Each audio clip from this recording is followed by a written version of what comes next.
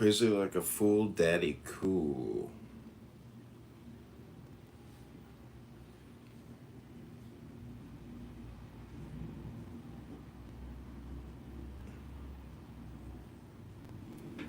Fuck it.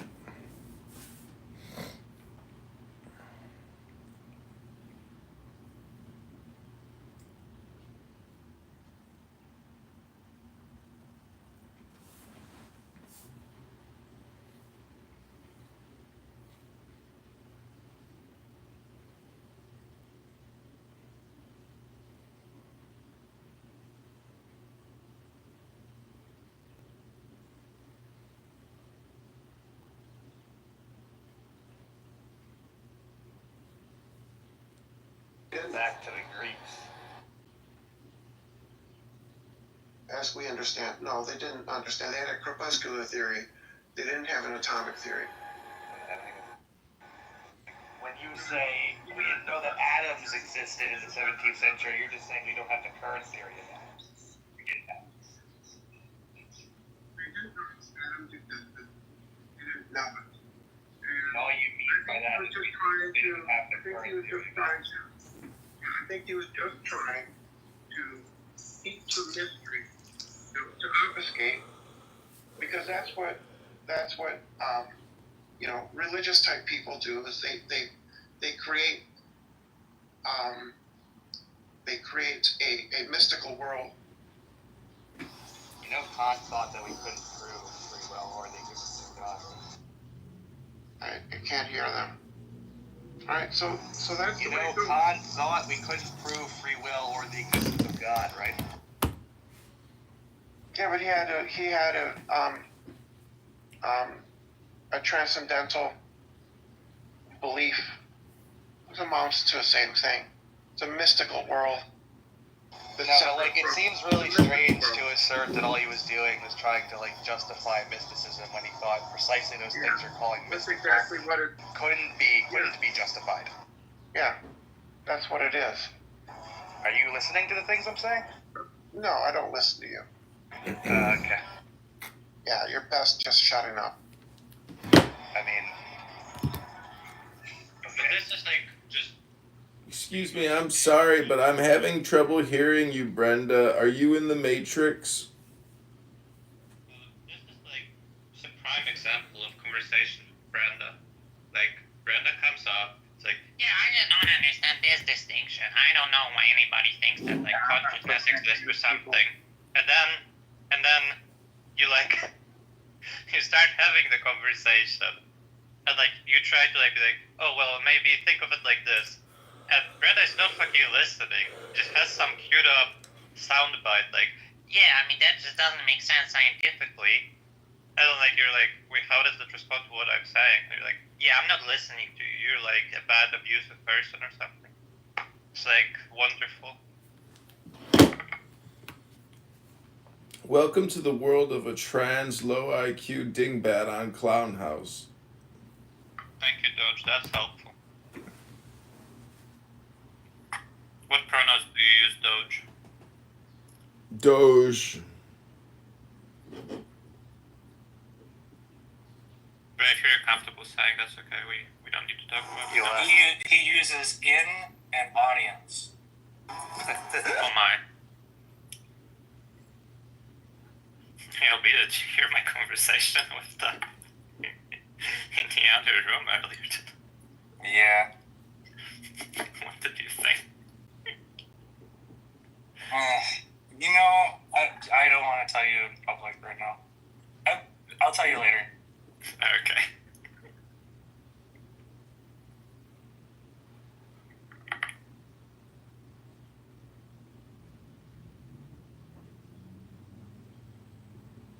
Yeah, on the Mary's room thing, I think you pretty much answered my questions anyway, Albedo, so thanks for that.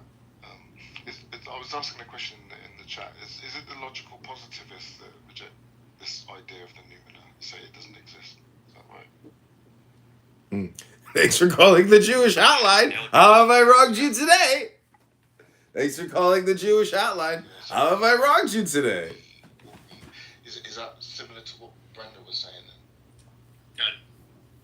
talking to you more directly, right? I'm not talking about the third possibility. Okay. So, Islam or atheism, or even theism versus atheism, right? Even if you take the theism, you don't go directly with Islam, right? You're still gonna have those questions in your head as an atheist, right? So, but the problem is with atheism, for them it's better that they have no answer, and they have no moral code, they have no good or bad, right?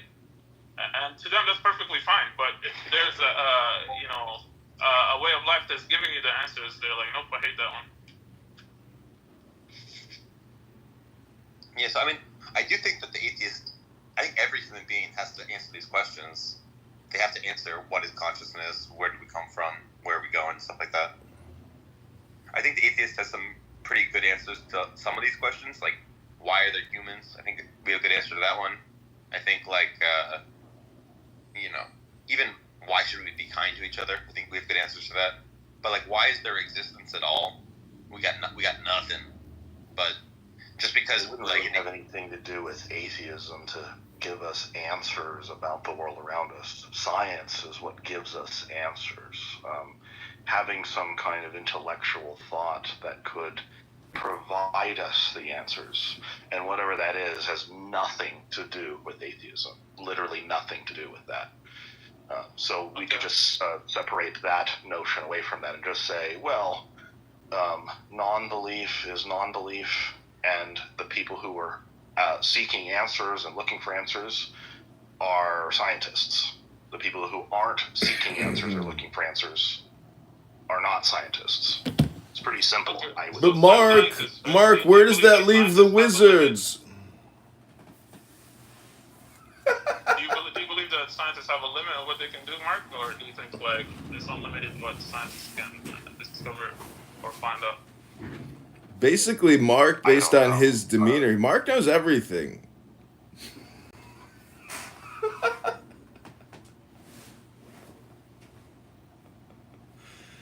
Yeah. So, for example, Mark, right? Are you an atheist? Me, I'm an agnostic. If you wanted to label me an atheist, that would be all right. I'd be an agnostic atheist, I suppose. So. Okay. You're a scientist, right? What the word means. But I will refuse to continue on with this conversation with Doge MAGA in the room because he's a troll. No, Mark is a troll, and he kicks me out of all his troll rooms all the time. He's a troll. All he does is troll. Hold on, dude. Just give me 1 second. Give me 1 minute. Just want to ask questions. So, for example, right, scientists, this question has been in my mind since I was a kid. Right? Gotcha, Mark. So, for example, I'll say it from my point of view and then from your point of view. From my point of view, right, since I was a kid, I asked myself this question: what if I'm in a coma and all of these things that I'm seeing, you and everybody in this room and everything around me, is just a figment of my imagination? It's just a dream, right? So, how can scientists in this world, you and whatever scientists you give credence to, how can they prove that I'm not in a dream, I'm not in a coma, without torturing me or killing me or finding out the answer after I die? Right? Is that possible, man? That's pure solipsism. I didn't know that you were a pure solipsist. If you believe that, you agree. I'm not pure. I'm just entertaining. If that's something that you believe in, strongly, that would make you a solipsist or a pure solipsist. That view or that position is pure solipsism. That's fine. I don't care about the label. I'm just asking you, will they be able to answer that question from? Yeah, with philosophy, we bump into this as a sort of a block where there is no more information that can be gained. It is where you bump into a concept called pure solipsism. Mm-hmm. Yeah. We all do this. We all have to face this reality. That is the roadblock of knowledge and philosophy. Mm-hmm. Okay, so that's what I mean. There's going to be limits, right?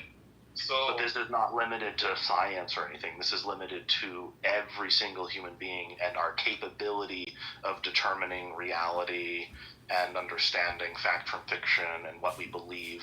So it's something that's about universal for all human beings. Has nothing to do with science or anything like that. So but I'm just saying, where we're going. who would be best at like answering this question, right? From practical point of view.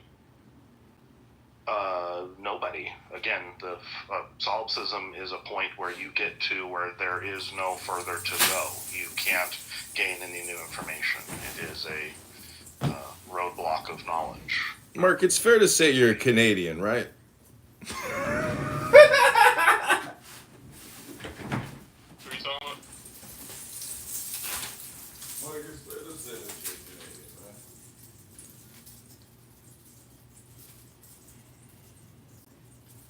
Yeah, I don't know who you're talking about, dudes. But anyways, that's my. Well, he'll just derail the conversation. He'll interrupt. He's a troll, so he's not going to help or aid this conversation. So that's why I say I will refuse to continue on with Doge in the room. So. Yeah. But What a crybaby. What I'm trying to get at, bro. Like at the end of the day, right? Let's say you have the best scientists, like they won't be able to answer this question. Right? It's gonna come down to the individual. What their perspective is.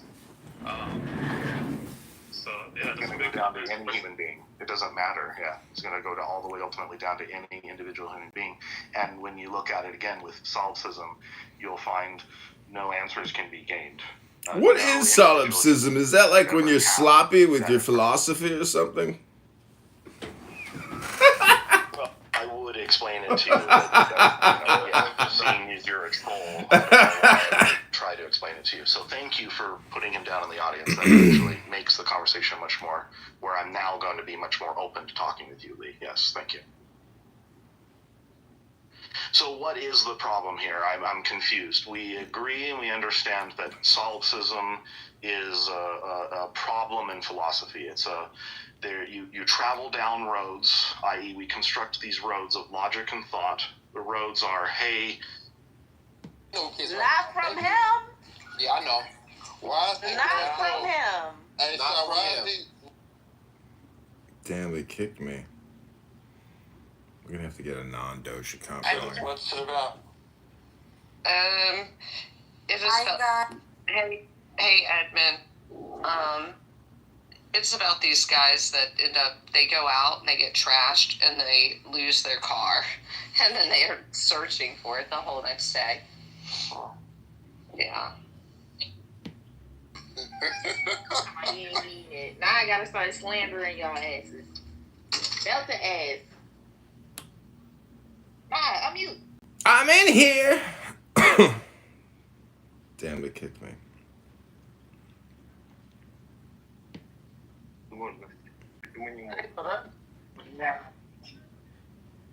Насколько я знаю, всегда можно было со своей компании себя же L1 получить.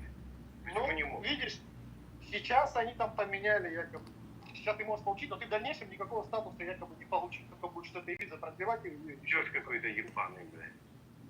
Как дела? Can someone help me? I have no bread. I'm very hungry this morning. I haven't eaten in 7 days. Someone help me, please.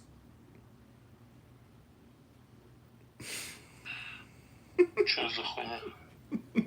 Что за мага залетел? Borat. They do right away. That's Borat. In the area, and I ain't see none of that, man. I ain't seen no Egyptian cobras or no black mamba snakes. No, I ain't seen no what you call it You ain't seen the movie Kill Bill by Quentin Tarantino? None of that shit, man. As you were talking, I just went over there and typed in how long is the Nile River, and it came back 4,132 miles. So the area obviously you're talking about is where all these people is at. Trust and believe. But if you go down that mile, that Nile probably however many miles in whatever direction, I don't know. I'm not over there, but you probably gonna find what you found with. But here's the thing, though. I was asking them because they said that even beyond just the Nile, in the area, they said that black mamba snakes and there ain't nothing. There ain't nothing outside the Nile. What I said, I'm asking people about that, and people that live there laughing. What'd you ask them? And they saying like There's people that said that they've been living there all their life and never saw one in their life except in captivity or in a zoo. They just gotta see the movie by Quentin Tarantino. Kill Bill.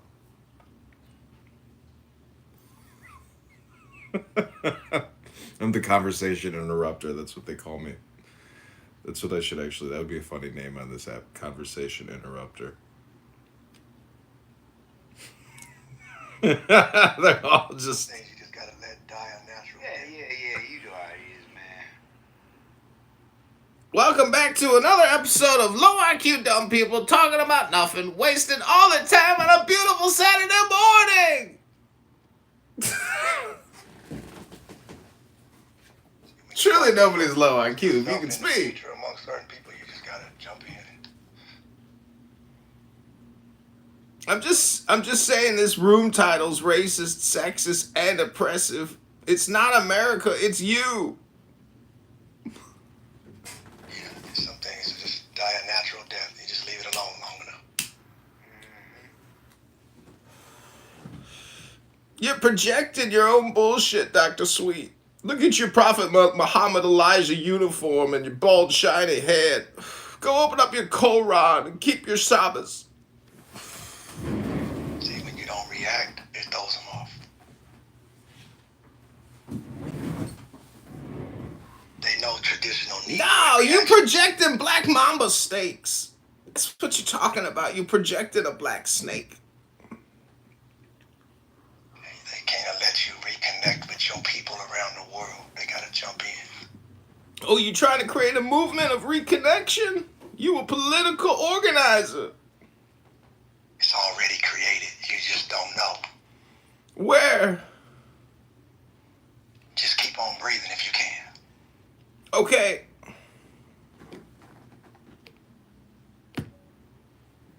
Sometimes you just gotta let them die a natural death. If they know the truth of the earth and they knew math, then they would die a natural death.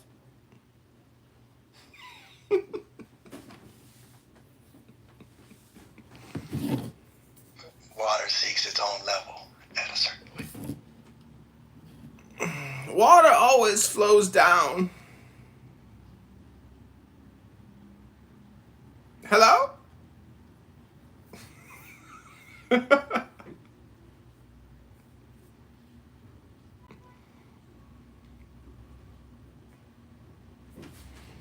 Oh, look, it's my friend the Trash Bag. Can you please invite my friend the Trash Bag up on stage so he can tell you his amazing divine wisdom? Gunsmith, I'll talk to you later, man. Stay strong, y'all. Yeah, I'm about to get out of here. They died. Oh, he died a natural death. He died a death. They died. They both died a natural death.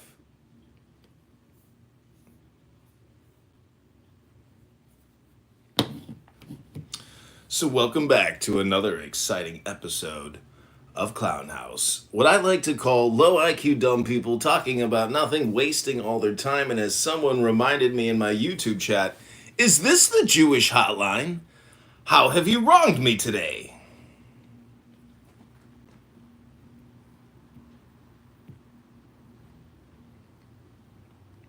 Hello?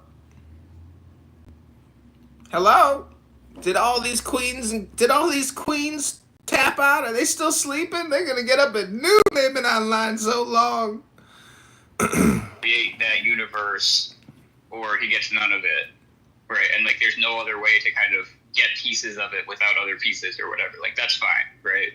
At one point, he was just saying like the only things that get like marked as good or bad are those, you know. And so I was, you know, you can kind of see why I was going in that direction. Like, well, then how does, you know, what makes the difference between a perfect world and a really good? I mean, I'm not commenting. I'm just like wondering. Like, I don't get how this is helping the strategy. I didn't understand anything that was going on much. Well, I think it was like the sorry.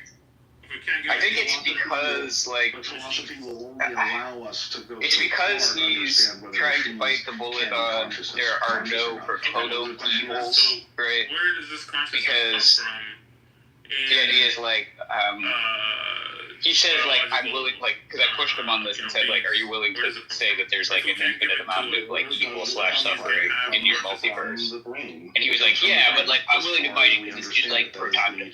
Basic understanding It's like of how we understand things or something like that. have Like, that seems like a pretty big and point to things fight. that don't have consciousness. Now, you're going to get into a philosophical territory of whether people consider all things Just like there's, I feel like there's something really fine about the greatness state of affairs. There's like a century of joy, then like a day of like, it's a little bit sad.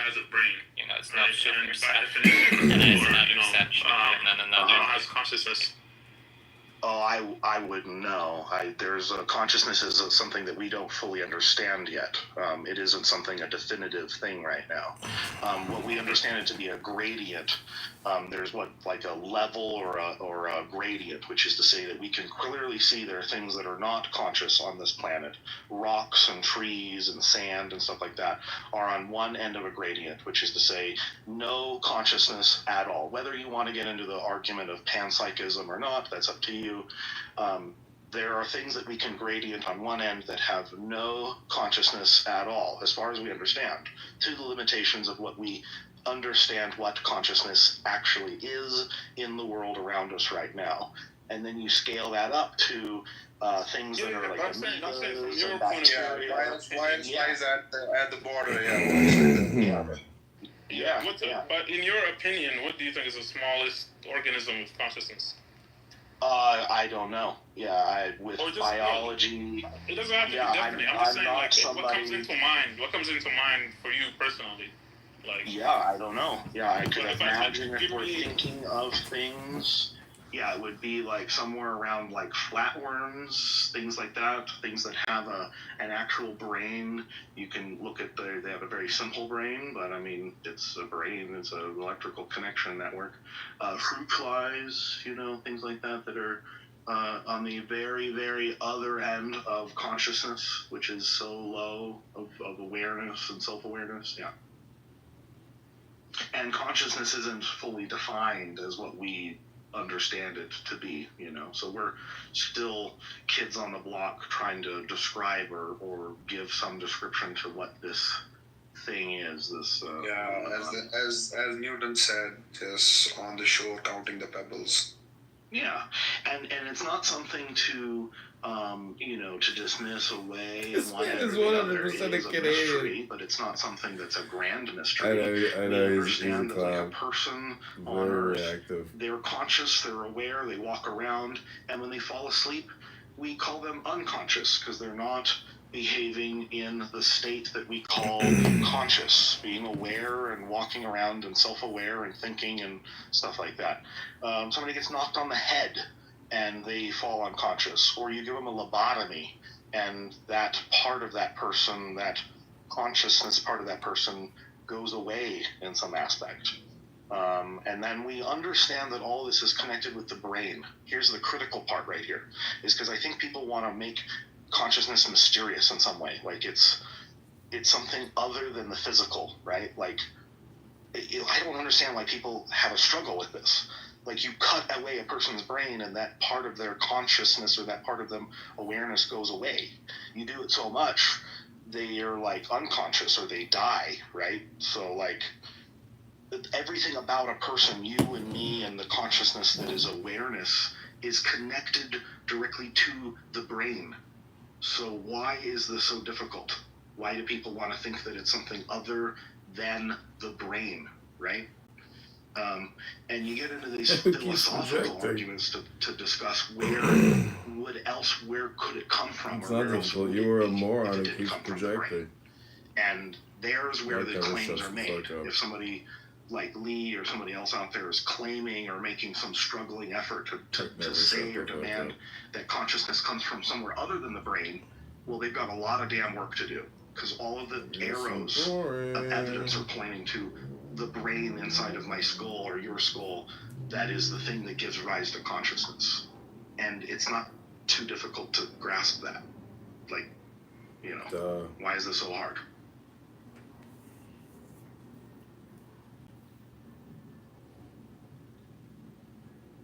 ramble. Can't you just Well said. say a few But I think sentences? people want to make it difficult. I think people Make your point. don't understand this, and they want to make it more complicated than it really needs to be. And a lot of that is confusion and ignorance. Ramble. And, Can't you just say a few and sentences the best and we make can do your is just point? straighten each other out and make sure that we understand as much as we can. So, is it possible that the field is vibrant or is electrified enough? And similar to like, have you ever I mean, this is kind of back in the Oh, you're projecting. back. Like, you ever driven any of those bumper cars where they have like a line You're up to projecting. electrical on the top, and it electrifies the car? Similar to that, I think consciousness. Mark is the authority. When it finds You're the brain. projecting. In other words, it has a location. Does that make any sense? well, okay, so consciousness is what we call emergent, or as far as we understand. Emergent is like a property that emerges from a state of other things. So think of Here it we go like again. this. Like you have a fish in the ocean, and it's Comedy swimming around. emergent. Here And we like go that again. fish Mark's is just doing its emergent thing, but theory. that doesn't really, it's just an individual particle or thing. Someone's a But then if little you get upset this morning. fish together, like a group of fish, like hundreds or thousands of Like fish, a wronged honey they badger. will do sort of like defensive behaviors, which they will Someone's a little upset this flash morning, like a their wronged honey scales badger. against the light, or they will move around in a large, and it will look like a larger entity from predators, from the outside perspective. Instead of an individual fish, it's Honey now is a projecting. larger group of fish.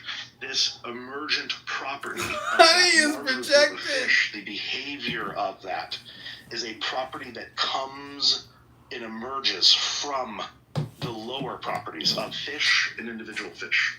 Much like consciousness emerges from the lower levels of the brain activity. You have the individual neuron, the individual fish, that may or may not do a whole lot on its own. Stupid, You get them retarded collectively people. together, 10, 20, 50, 100, Proving 10,000, how a retarded billion they are. neurons, a billion fish together that are all doing a pattern of a thing here and there, and boom, now you have a emergent property of electrical behavior that transfers around through this network of a billion different connections, and bam, you have consciousness, as far as we understand. That's a limitation of, again, of our basic understanding to call it, but all of the evidence points in this direction, and that's what we got. So it's an emergent property is what we call consciousness. It's not something that comes from somewhere else. It comes from the bottom up. It emerges from complexity.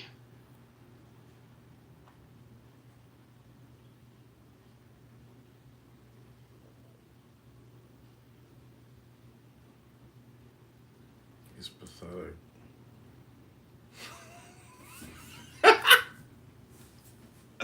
The super roast.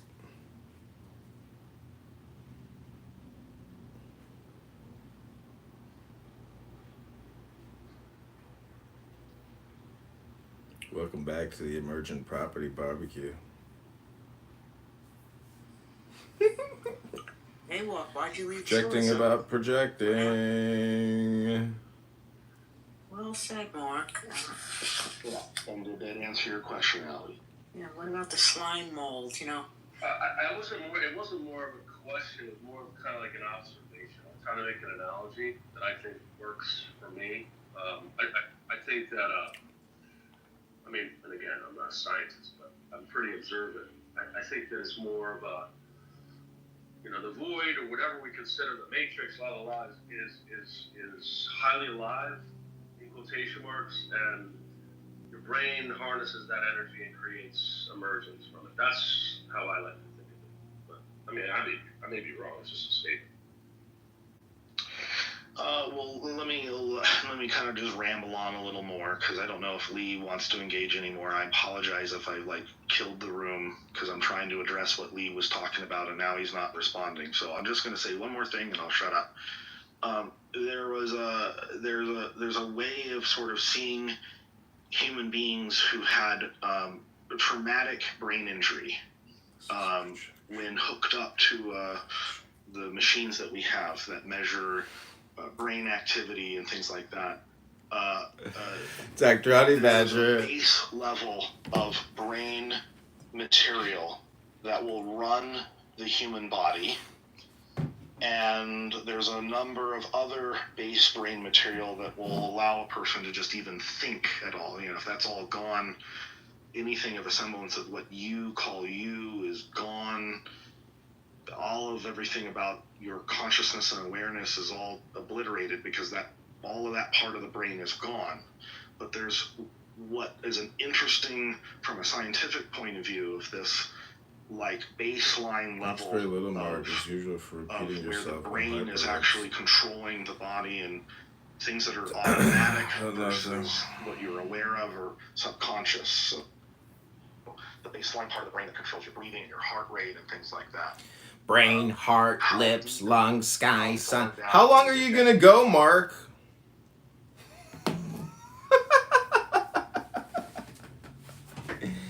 It's an emergent property.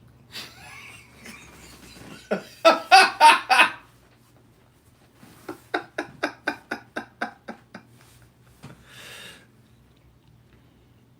mean, Mark, when do you get to the language part of all this? You know, words. How long do you go?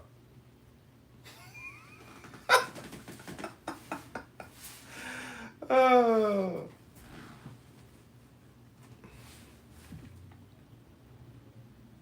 It must make a Canadian really angry when they don't have the green bean.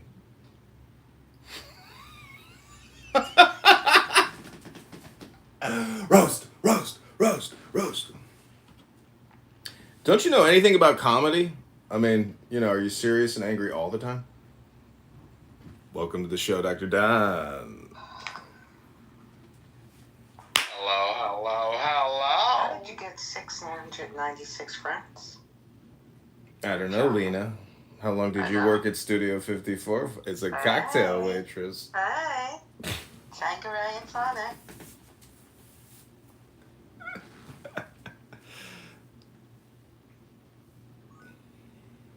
Do you think a lot of people are hypnotized, brother, Republican? I don't know. That's what Mark does. I don't know if you know this, but Mark is a professional hypnotist. He just puts everybody in a deep trance state. Yeah, I like it. Well, what's there not to like about emergent properties? They're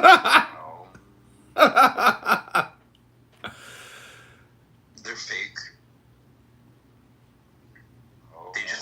They just reflect your like misunderstanding. They're just your own. You just are confused. That's why you say they exist. Everyone wants to know if we leave our body and we're still conscious. That's where we're going with this. Doesn't happen. No, it doesn't happen. Yeah, you just die for forever.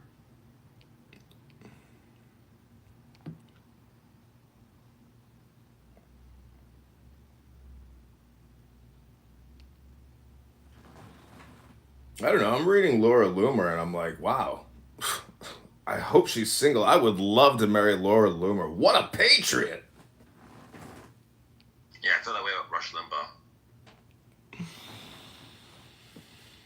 Limbaugh. People were married to Rush Limbaugh in their heads. But what do you understand to be so loyal to somebody that you stay with them until their life goes into the afterglow?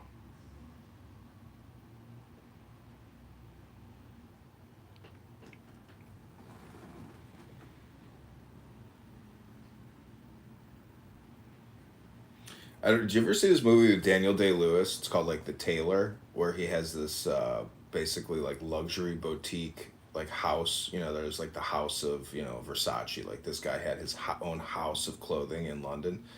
But every couple months he would cycle through a new beautiful woman who wanted to work in his business, and he would have a torrid love affair with her, and then he would make her a dress or something, and then like, you know, put a secret message in the dress or something, and then find a new girl. So I don't know if you've ever seen that movie, but the point is he meets a girl who starts pulling. Yeah, he got killed by a gay lover. No. His lover was a woman, but she was poisoning him with poisonous mushrooms from the forest, and he ends up liking it. It's a very Who am I sick thinking of? movie. The Prada guy? Are you talking about the Versace guy that died, who got shot at his house or Yeah, I whatever? thought that's what you just said. No, I'm talking about a movie with Daniel Day-Lewis called The Tailor. It's a movie came out like 10 years ago. It's a good movie. You said Versace. That's why I'm making the point. It's like hard to describe what like a house of fashion is. You know, like it's basically back in the day. It's people who knew how to make clothing. Way to make a hell of a double entendre of bullshit. Well, all are welcome here, but this is emergent properties.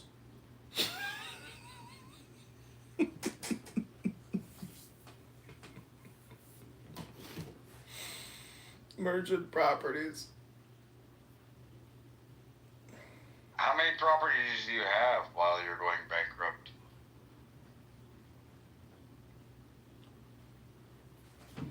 Wait, how can I go bankrupt? I'm a man. I can't personally be bankrupt. Isn't it like Donald Trump's version of it? I mean, what is the United States version of it? This country already is 100% absolutely Depends bankrupt. on how you protect it. Yeah, that's a good point. So he ate the mushrooms and he liked it. He liked being. He ended up liking being poisoned. Liked it. He liked it. His name's Mikey. He likes it. Bull rush. Power rush. Like cereal. I'm way too fucking old. You know, you're gonna meet people, Mark. You're gonna meet people in this life that just like don't even like what you're saying, right? Disagree with you, and you're gonna run away like a little child, like a little Canadian, oak leaf just falling to the ground, like an emergent property. It's a maple leaf. A maple leaf. Canadians are maple. Mark, did you ever think that perhaps you have a control problem?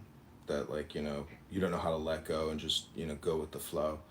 That, there are people, I'm sure you've witnessed this in your life. I mean, people love to talk about this stuff in the real world too, not just, here on a social audio clown app.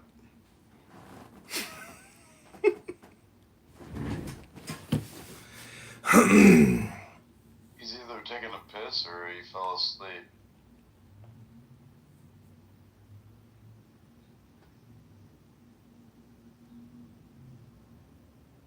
I like the way he talks. Good morning, Dr. Doge. Good morning, Dr. Doge.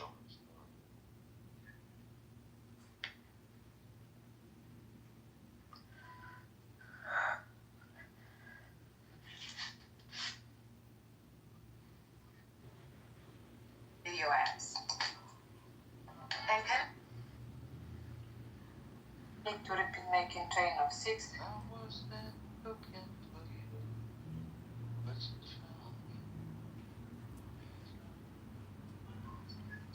Country road, me home to the place I belong. You're an asshole that overtalks people and thinks it's funny. And your name is John Kitover. Man, I gotta tell you, Laura Loomer is really cleaning house. Unbelievable.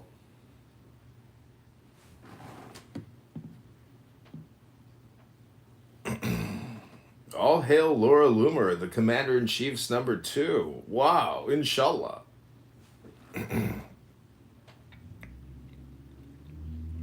Allahu Akbar.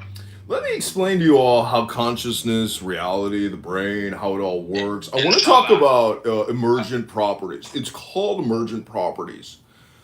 It starts at the base, it goes all the way up to the top. It's called your brain. The brain observes reality, and your eyes are an extension of your brain. When you touch your eye, you're actually touching an emergent property, otherwise known as your brain, everybody. And so there's these things called books, there's these things called houses, cars, roads, trees, the sun. And your brain is an emergent property observing all of these things. This, my friends, is what we call reality. Why do you you sound like, Sean Penn from Fast Times at Ridgemont High, like he actually read a book. That's the way my emergent property is impersonating Mark right now. Miss you so much. Miss you. I'm doing that. Also, Republican reads books online, and I've sat through like a few of them, so he actually does read. That matters. He likes to blackmail people, it seems. Yeah, I've known him long enough. Are you projecting? I'm projecting, you're projecting. Smart. You blackmail people, well, you record them just to, I don't know, make them feel bad about themselves or something.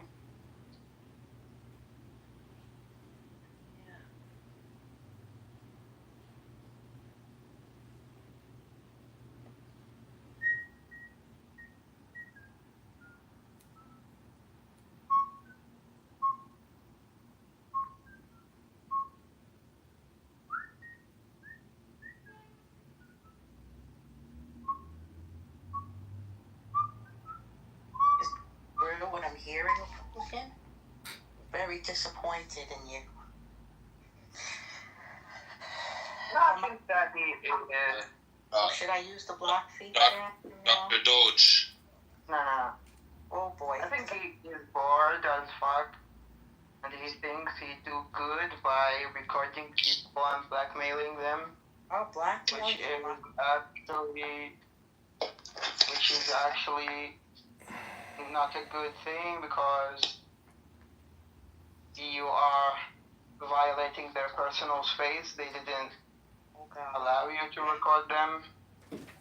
You're in a public app, sir. Yeah, Dr. Phoenix, this is not the Jewish Complaint Hotline. That show starts at 1 o'clock, where we can help answer all of your grievances. It's not you. Oh, I know, but I'm working for the Jewish Federation today. We've got a Do You Hate the Jews? Call on in, and it's a Jewish complaint hotline. Basically, if you've got grievances with the Jews and you suffer from Jewish derangement syndrome, you can call into the Jewish Federation now and talk to a professional like myself who can help you address your JDS. The Kvetch call.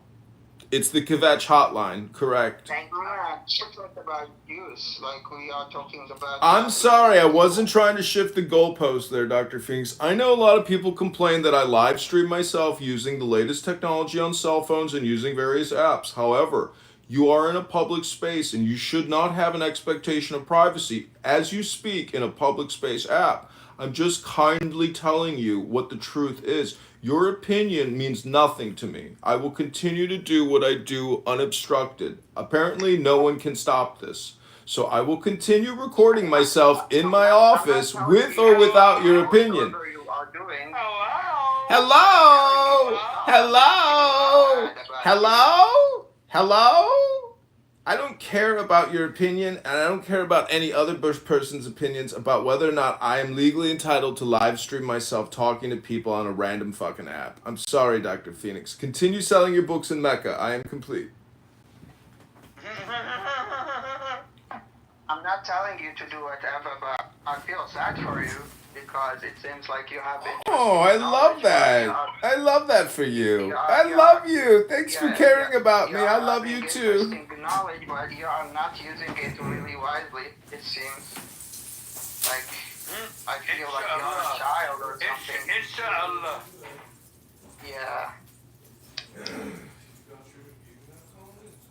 Yeah, Republican, can you use your knowledge in psychology to talk with E.A. Don? No, Republican hates me. He doesn't know a damn thing about me. He's a piece of shit. I'd kick his ass if I ever saw him. Yeah, Republican. So blackmailing people is, and manipulating people is disgusting, right? You do you, but I'm just saying my opinion. Yeah. Well, now I'm nervous because he knows a lot about me. I mean, I spilled the beans to him about a lot of stuff, private stuff. I hope they weren't lentils. A lot of beans, habichuela.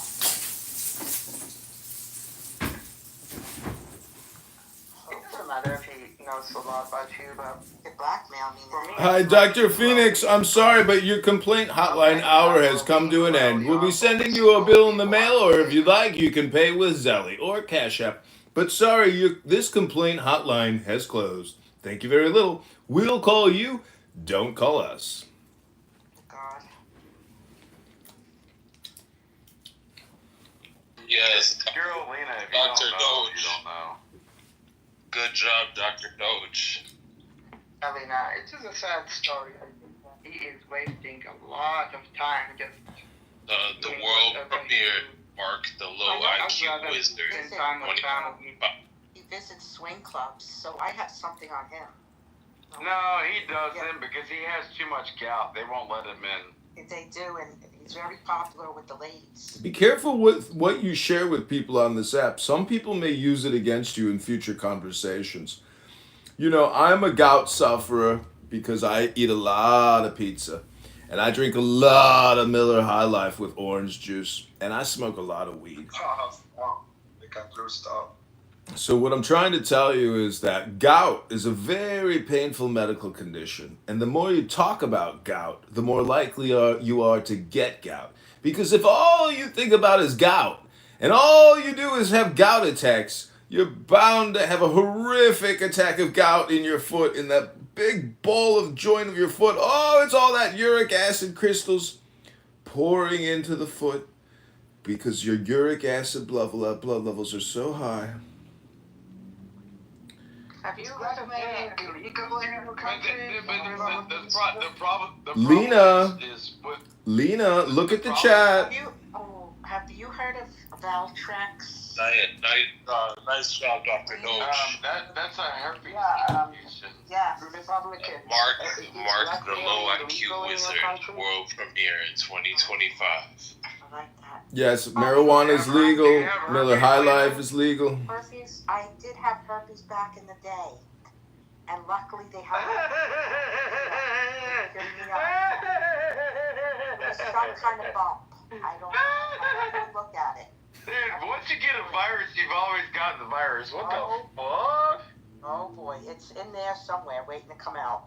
It's probably... Yeah, well, you get chicken pox, it waits to come out as shingles. Shit. I don't want that bump ever again.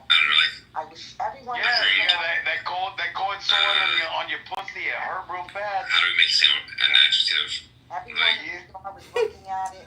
Like every motherfucking soldier. Sam is killing it. Sam is killing it. Sam's rooms are killing it. I did a waxing. You know, you never know. Burhan, are you getting any? Are you getting any back channels? Like, why did you do this to the room? Like, why did you let them kill the room, bro? Destroyed the conversation. How could you do that, Burhan? Yeah. Oh God, that is going on there. It's not away. It's not away. He just ran away. I just passed more to me. I don't know what to do with this room. It really has it in for me. It's sick. To be honest, bro. I don't know. It's my theory that everybody's bored, lonely, and wasting their time here. Thus, I agree. you know, Why else would they click on my it? secret name is actually Conversation Interrupter. Like, that's my secret name on the app. Conversation Interrupter. You troll good. You should try stand-up comedy. Sorry, you should try those roasting news channels. You know. Naked yoga that doesn't know how to play a space drummer. He went to Israel, he was able to take it home, he was able to do all these things. Like, the Palestinian is unable to do that. It doesn't matter if he can do it or not. I'm just trying to tell you that that's a false dichotomy, that is a false equivalency. What the English guy was able to do, the Palestinian is unable to do. Because Iraq, when they receive the Palestinian child, they're not going to let him steal homes. They're not going to let them just come in and take any home he can find. Like, that's just not going to... So, but is there really a difference between the Ashkenazi brain and the Palestinian brain, or is it just cultural? What is it, Dr. Rabbi? Oh,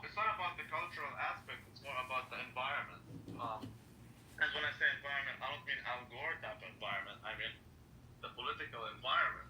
The Yiddish guy was not denied education, and when he went to Israel, he was able to just take it home. The Palestinian child who luckily avoided being slaughtered, he has to go buy it home when he goes to Iraq. There's a big difference. That's all I'm saying. You know, I heard you getting really upset yesterday talking to T-Robs and some other people who just keep talking about white people and the Jews, you know, every other sentence. Like, what is it about their lives that you think makes them think about the Jews and white people all day, every day? That's a very good question. So this is the main topic of the show. I said, no, I think both the Jews and the Palestinians need to be genocided. And my friend disagrees with me. What up, Dr. Midas? I mean, I'm a Zionist. Yes. What's happening, man? You right? The only way we can do it is by genociding all the Palestinians, trash I was in the Islam room. Yeah, I'm well. How are you? They can't defend it. And genocide because I'm honest. I'm an honest Zionist. I don't like the games. You said the Islam room? This room is called "Do You Love Palestinians or Do You Simply Hate the Jews?" by my friend the Trash Bag. Why are the Jews always online trying to stir some kind of racial tensions as well? I mean, don't they do it together? The Jews and the Palestinians, not Palestinians, because nobody really online is Palestinian. The Muslims? I don't think. I mean, if you're implying that the Jews are causing racial chaos with Arabs or Muslims, I mean, yeah, that's probably accurate. But I don't think Jews ever on this app. I've never heard Jews stir up race soup with black people. I mean, I don't even think there's such a thing as black people. We're just people. No, actually, if you look at stories, look at stories of other people, they've actually been invested within stirring up racial tensions, even on Clubhouse on a regular basis. They're the main ones saying we need to get reparations, and you know, the white man's done this to you, and they always perpetuate the slave narrative. I mean, there might be some people like that. I don't know too many people like that on this app. That's right. But those are usually liberal Democrats who want to perpetuate the, structural racism.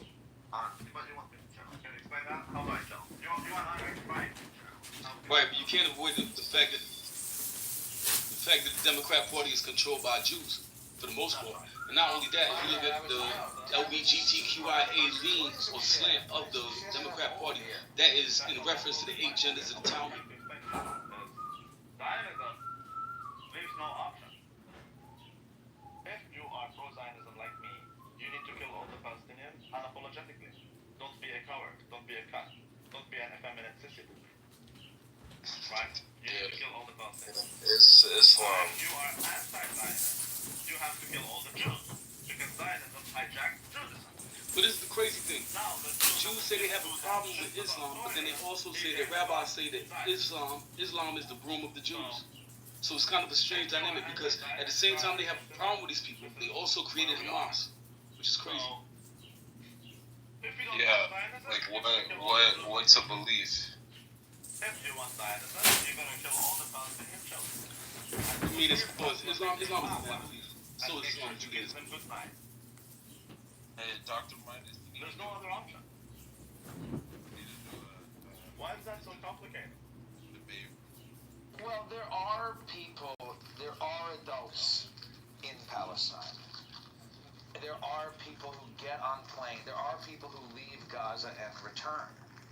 I mean, Ismail Haniyeh, right? So there are people in Gaza wearing suits. There are people in Gaza using toilets. Who do you think is more dangerous? Do you think it's the Hamas guy who doesn't know how to read and write and he has a suicide vest? Or do you think it's me? Who do you think is more dangerous? Because I think it's me. I think you. Exactly. Well, aren't you like a criminal? Aren't you like a criminal? I never break the law. What is your name? No, I'm like live streaming other rooms here, Aleph. We can talk about something if you want. I mean.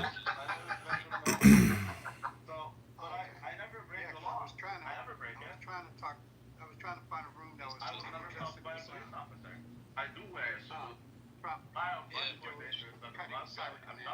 Oh. Yeah, with Laura Loomer. Yeah. That's right. I know Laura Loomer's news and advisement to the president is because there's a lot of snakes in this government everywhere, and they should be fired. They shouldn't be there anymore. And some of them are well hidden. Some of them you don't know they're snakes, but a lot of them are. I mean, at least get rid of the public snakes. So are you for Doge? Do you see what I'm saying? Yeah, I think they need to cut programs, projects, and employees drastically, and they need, but not just that. They need to limit and cut spending everywhere and actually pay down the debt, because if we're paying $100 billion a month just in interest, that means all we're actually going to do is lower how much we pay monthly, because we took a huge mortgage out. And so we have to start saving money and paying down the mortgage. It's such an easy analogy or analog to understand, is that we just have to get our mortgage payments down. And that's all we're ever going to be able to do, because we're so fucked. So there's why we do something, and there's the how we do something. Are you for Doge as it stands today, using the tools they're using to cut to make this happen? Yeah, 100%. Okay, so do you know what tools that are being used? They're using Palantir. Okay, and what else? There's other software programs, but I can't think of one that comes to mind. So it's called Project Cerebrus. Project Cerebrus? Yeah, it's a wrapper for XAI, which is a wrapper for Grok, right? He's a rapper for Grok? Or let's say it's Grok is a sidecar for Project Cerebrus. Oh, I see what you're saying. Do you have a link on this, or should I just Google it?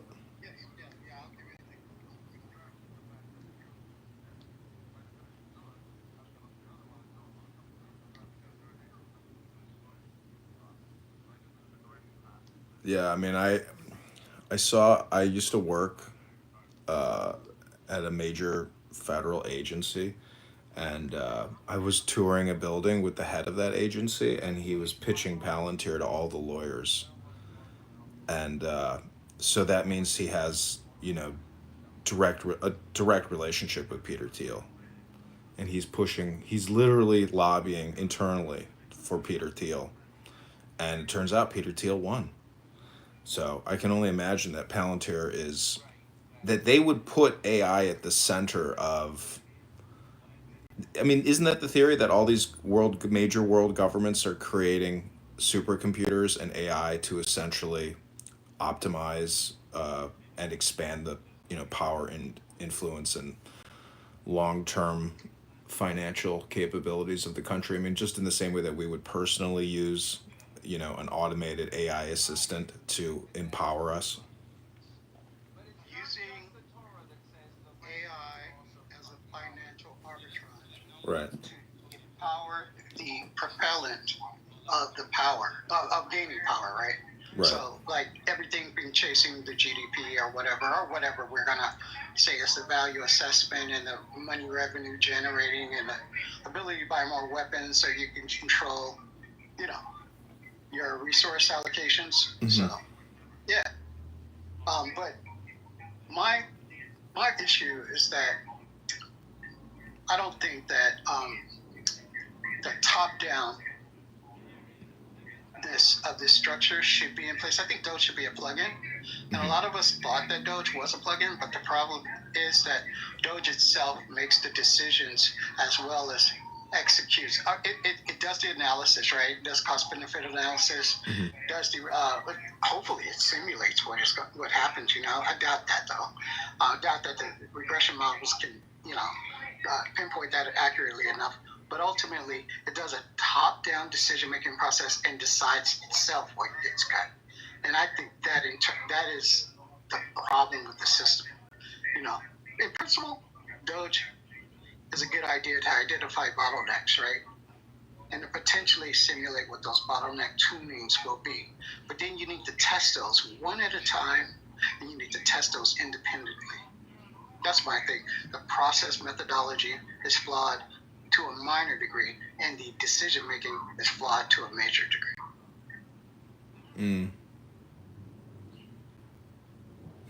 I mean, well, what's your financial economic theory in terms of fiat currency and inflation and expanding the money supply, you know, immorally or inappropriately for the long term?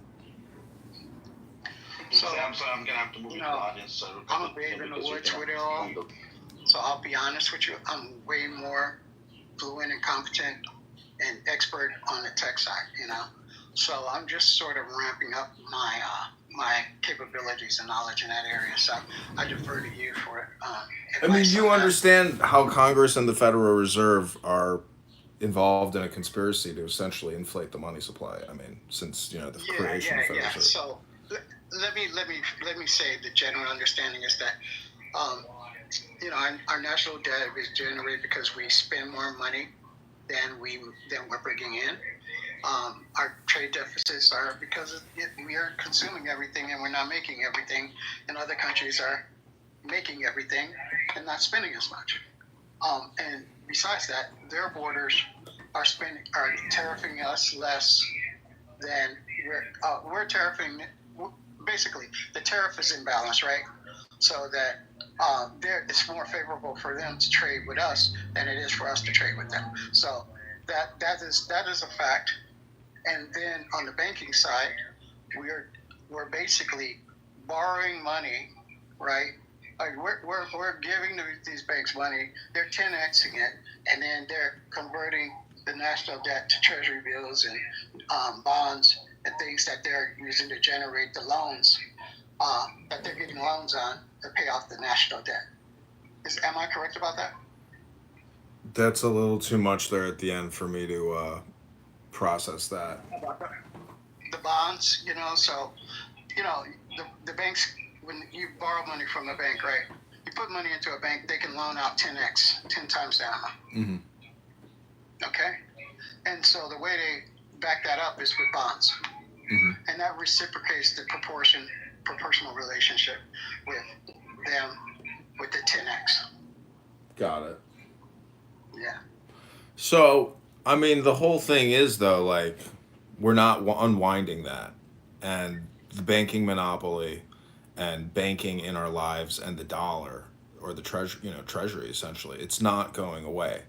So, like you said, that essentially they're doing cost benefits analysis, but you think it should just be a plug-in. It shouldn't actually take over the role of the plug, or I mean the outlet. It shouldn't be the outlet. It should remain the plug. It should be the administrative factor. Yeah, it shouldn't be the. That should be done by consensus also. How can it be done by consensus though? This is not a true democracy. You know, it's just not. I mean, what do you know about republicanism? Like, what is republicanism? Isn't it just executive? Isn't it just executive decision making, or executive orders, or essentially authoritarianism? I mean, I don't think that we have to go strictly authoritarianship. I think that we can have a group of bodies that have different sets of responsibilities that oversee the system and have different roles in that systematic flow, as well as the citizenry having a voice too, and impulse are compelling that system forward or backwards, or to the side or to the right or left, you know. So that's what I think is democracy. I think democracy is where where there's a leveraged or there's a distributed, aggregated impulse across the population, and that there's also some extra impulse and less friction for those who serve in marginalized communities. So do you think the stock market correction is more than just a correction, that this could be a financial collapse of the U.S. dollar? I think the stock market is definitely a strong message that, and also it's going to have ripple effects and hard fiscal policy. Yeah, in plan. And I guess the answer to your question is that I don't think it's. I mean, stock market. I think it's corrective by nature. Right. I think it's corrected by nature. But I think that the residual of the stock market will be felt by Americans. Yeah. I mean, billionaires, right? Becoming a less exclusive class than yesterday will are most effective right now. How will that then turn into, or can that be offset? If I lost 1/3 or half my value, am I going to do something about that? That might affect the general population. What can I do?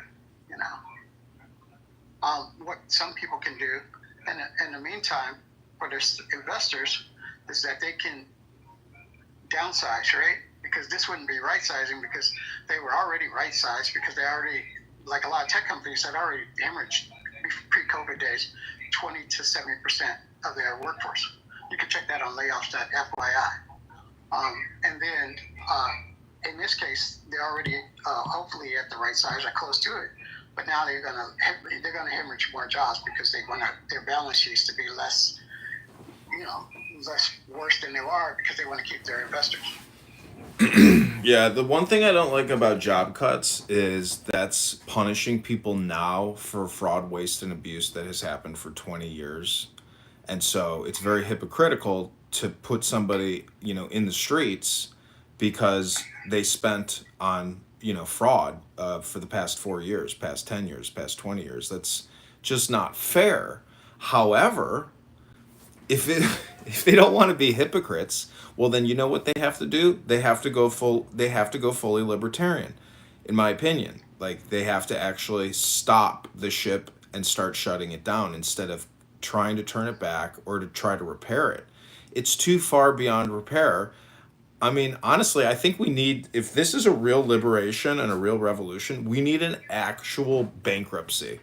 And we need to declare to all of our lenders around the world that we are essentially resetting the debt, and that we are issuing the money, or what we're going to do is we're actually going to issue checks to every single American and flush every basically we're going to put everybody who's not an American in the poorhouse, in the country internally. This is like a radical revolutionary theory of, modern fiscal economic policy, but it's all just a scam on top of the scam, meaning that instead of fucking ourselves, we fuck the Chinese, we fuck the Japanese, we fuck the English, we fuck the Germans, and we essentially declare a new constitution, a new revolution, and we do that with the war, with the war against the British after the war against the British, didn't we, like, or was it after the war with the British, when the French had loaned us the money? No, but we, fuck the French. No, why do you think the British withdrew from all their territories? Because it's too expensive to administer all these governments around the world. What did they do instead? They just left the banks. The banks are technically the government. And the lawyers at the banks are technically the government. The judges, the lawyers, they're the ones who determine whether or not you're a slave, a prisoner. And so what I'm saying is, if we were really free in this country, we would not have allowed the Federal Reserve to come into existence. And every American would have been a prince. Instead, we sold our birthright back to the English in the form of modern banking. And that's an Federal opinion. Reserve, and those 15, and then those 15 just was Bank of England, Rothschild, kind of funneled. Yeah, I agree with you. I think that's a semi-excellent idea. It's a good idea. That's true freedom, but nobody wants to talk about that. They just want to correct. They just want to put in. They just want to plug the boat. They just want to keep filling the gaps. But that's the unfortunate thing. It's a theory, But listen to this. Hold on. Why are we spending $60 billion a year to collect $5 trillion in taxes? I mean, do you even know what that return on investment is? And then the second part is, if we can just create fake money, why do we even have to file income taxes and pay taxes when all they have to do is create $5 billion in fake money annually and stop taxing us? if it's, you see what I'm saying? This is what people are complaining about, is the creation of money versus the taxation. If they're going to spend $2 trillion that they don't collect, just stop collecting and just print the fake money. You see what I'm saying? Like, we don't have to do some type of a revolution. We just have to get Congress to spend like drunken sailors and keep pretending and scamming everybody. It's a scam, because in the end, we're never going to pay it back anyways, and the future generations aren't going to want to pay it back to begin with. So what I'm saying is, either we shut the scam down or we expand the scam. Like, there's no in between. Otherwise, we're fucking ourselves. I'm just saying that would be a true America First policy, is to amplify and expand the scam, or shut the scam down and become honest Should have been again. done in 2000 with the home what do you call that? Remember the home and savings thing? Before the subprime thing even happened, savings and loan. That showed us with the internet bubble and stuff. That showed us that was just so many indicators about we were being scammed. Then we had the subprime with all those derivatives. It's like these financial instruments are just over liquidating us. And like you're saying, I think that with these departmental things, I just don't think that using a bludgeoning weapon is good, and we should use a scalpel. It's just more about because I'm like a tinkerer, I'm a mechanic, I'm a technician. I'm like looking at those kind of details, but I do like the outcome of your plan, of what you're suggesting. See, the scalpel versus the club, it's got to be a combination of both, because it's whack-a-mole. Some of these agencies should be clubbed to death. It's sort of not as much of an impact. I mean, you don't agree that the CIA... Yeah. Do you think the CIA should be scalpeled or clubbed to death? Like, do you think the NSA should be scalpeled or clubbed to death? Do you think the Federal Reserve? It's just a question of opinion. But none of these agencies are, some of them are getting clubbed to death, like USAID. But these things aren't in our Constitution. Thus, it's under the purview of our executive to say whether or not they exist. And if you go against what he says, well, then now you're finding yourself on the wrong side of the law. So that's life. Republican comedian, now that's an oxymoron. Hey, Aleph. Can you hear me better in this room?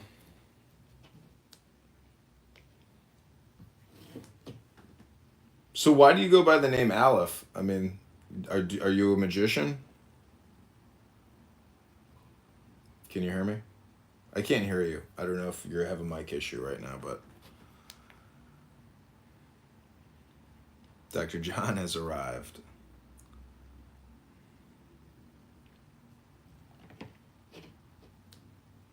Dr. John, welcome. Cool Cars. What's up, man? So are you still doing polyurethane ethylene welding? Yeah, it's high density polyethylene. Yeah, all sorts of plastic. But right now I'm kind of going to full bore. I just do that on the side, but I'm trying to do that eventually full time. But I'm going full bore with this landscaping company. I kind of got moved up a little bit and shit. They want me to train as a sprinkler tech, but that just helps me make money, like helps me build my business. Mm-hmm.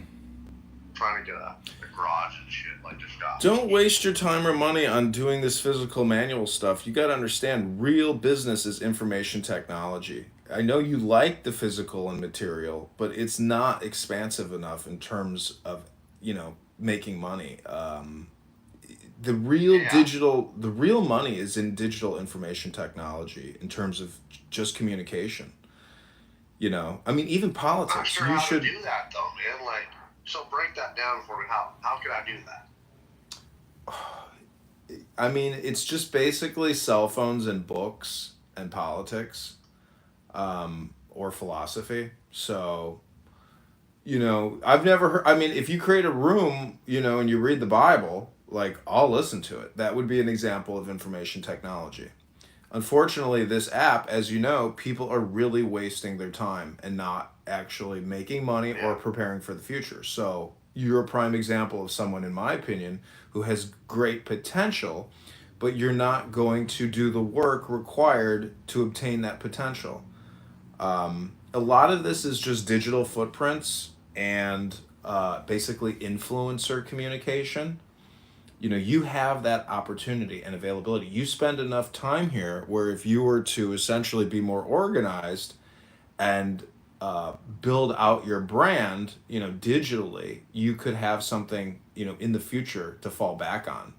And that could be politics, that could be education, because the future economy, it's gonna be very fragmented. Like we're so broke that education is gonna go online, transportation, like everything. I mean, literally, the work from home revolution is going to come back because the transportation network is bullshit. Like nobody actually needs to leave their house to do a communications job. See what I'm saying? All these people that have to go back to work to the offices, they only have to go there because of protocol. Because all of these people at all of these organizations, including banking, they're really just in communication technology. They don't actually make anything. That's why I say your desire to build things in a workshop, it's not gonna survive because everybody else is involved in communication making.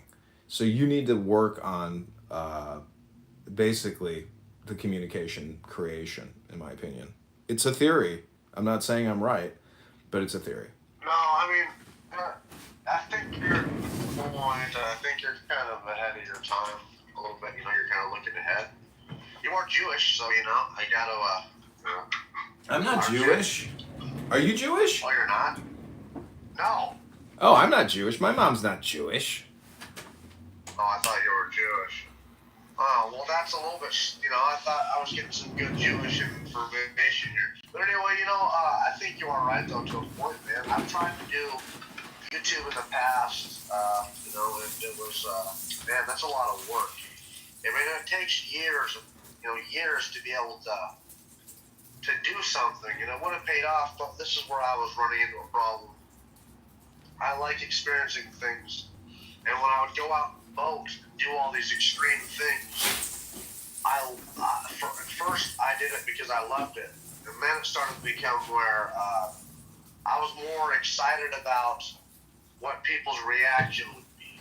Like, as soon I'm doing this badass fucking thing, heading up this river and these rapids with this boat, you know, and I'm in, you know, one of the most beautiful places in the world. I should be living in the now, but instead I'm filming it and I'm anticipating what people's reaction would be more than the actual experience. So I had to put it down. You know, I had to stop. And so I guess if I could get past that, that's literally why Demolition Ranch stopped filming too. He basically said the same thing. You know, for years he said, it just it changes your life, man, and it's tough, you know.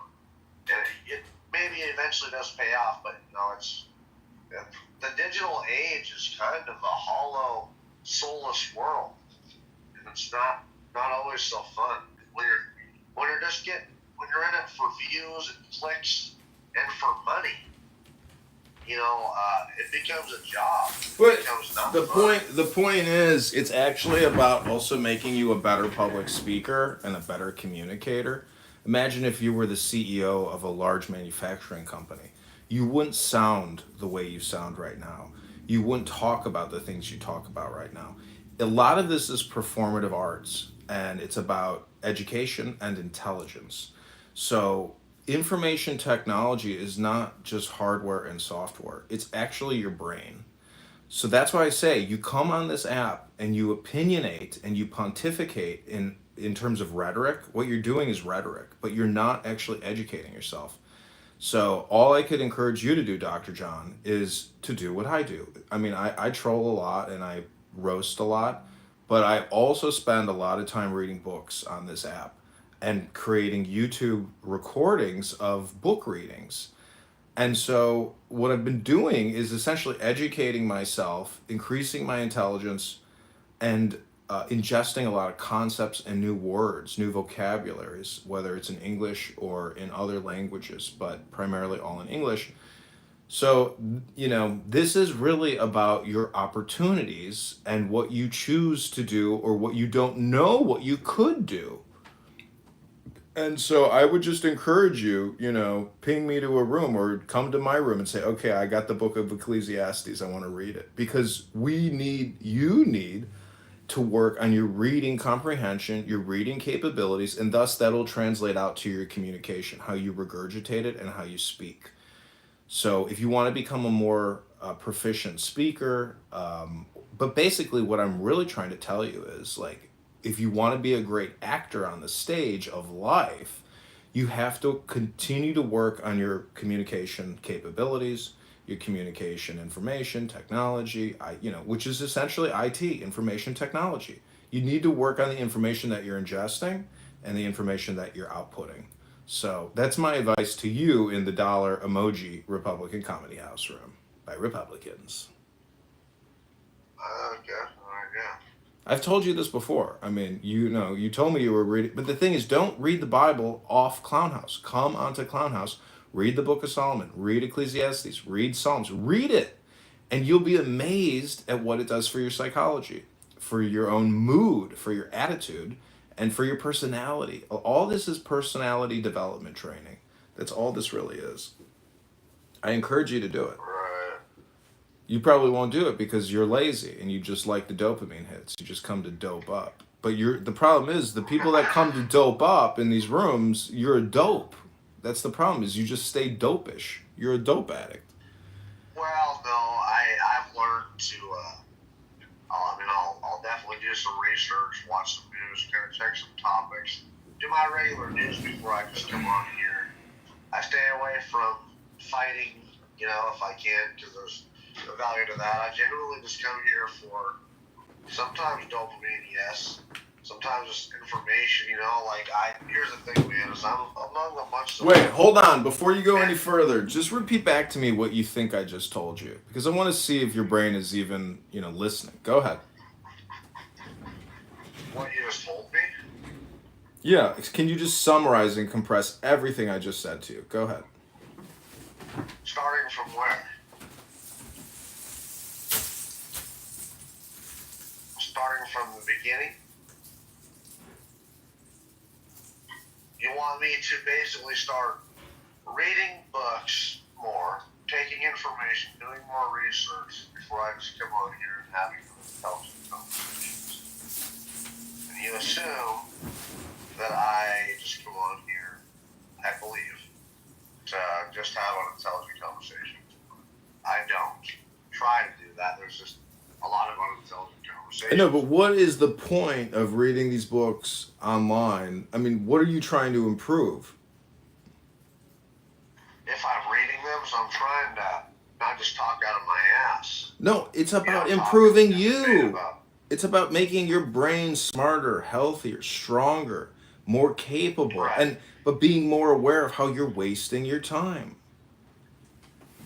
Well, I don't actually consider it wasting my time if you get on here and just get to the meat and potatoes and actually have a conversation and you get off. If you're like these other people, you'll notice, man. I mean, when I'm laid off in the wintertime, yeah, I'll be on here for a little bit longer. But, during the summertime, man, I'm fucking working, 2 jobs. I work a lot. I have 2 days off now, but, I'm doing laundry and shit. And, yeah, doing my life, I don't know, I try to have direction with my life. I don't just like to waste time. I really don't. And if it's a time waster, I just got out of chillism because I don't know what the fuck they're even arguing about. Semantics of this conversation. They're just arguing about, words. There you go. Like you're talking about words. It's crazy. Wordsworth. Do you even know who Wordsworth is? It's crazy. Have you ever heard of the author Wordsworth? What? Have you ever heard of the author Wordsworth? No. I mean, the thing is, I don't know if it's his real name, The Worth of Words, but what I'm trying to tell you is books are like talking to people on this app, but you're not talking to a moron. You're talking to an incredibly ingenious book, which is a technology. And so this app truly is hell. Like, it is hell. The people in this app are contained in a genie bottle known as hell. This app is a pit. And that's why I say use it wisely. You know, you can use it to play audiobooks, you can use it to read books. It's a question of how you're spending your time here and whether or not you really think you're benefiting from it. And in my opinion, you're not benefiting from it at all.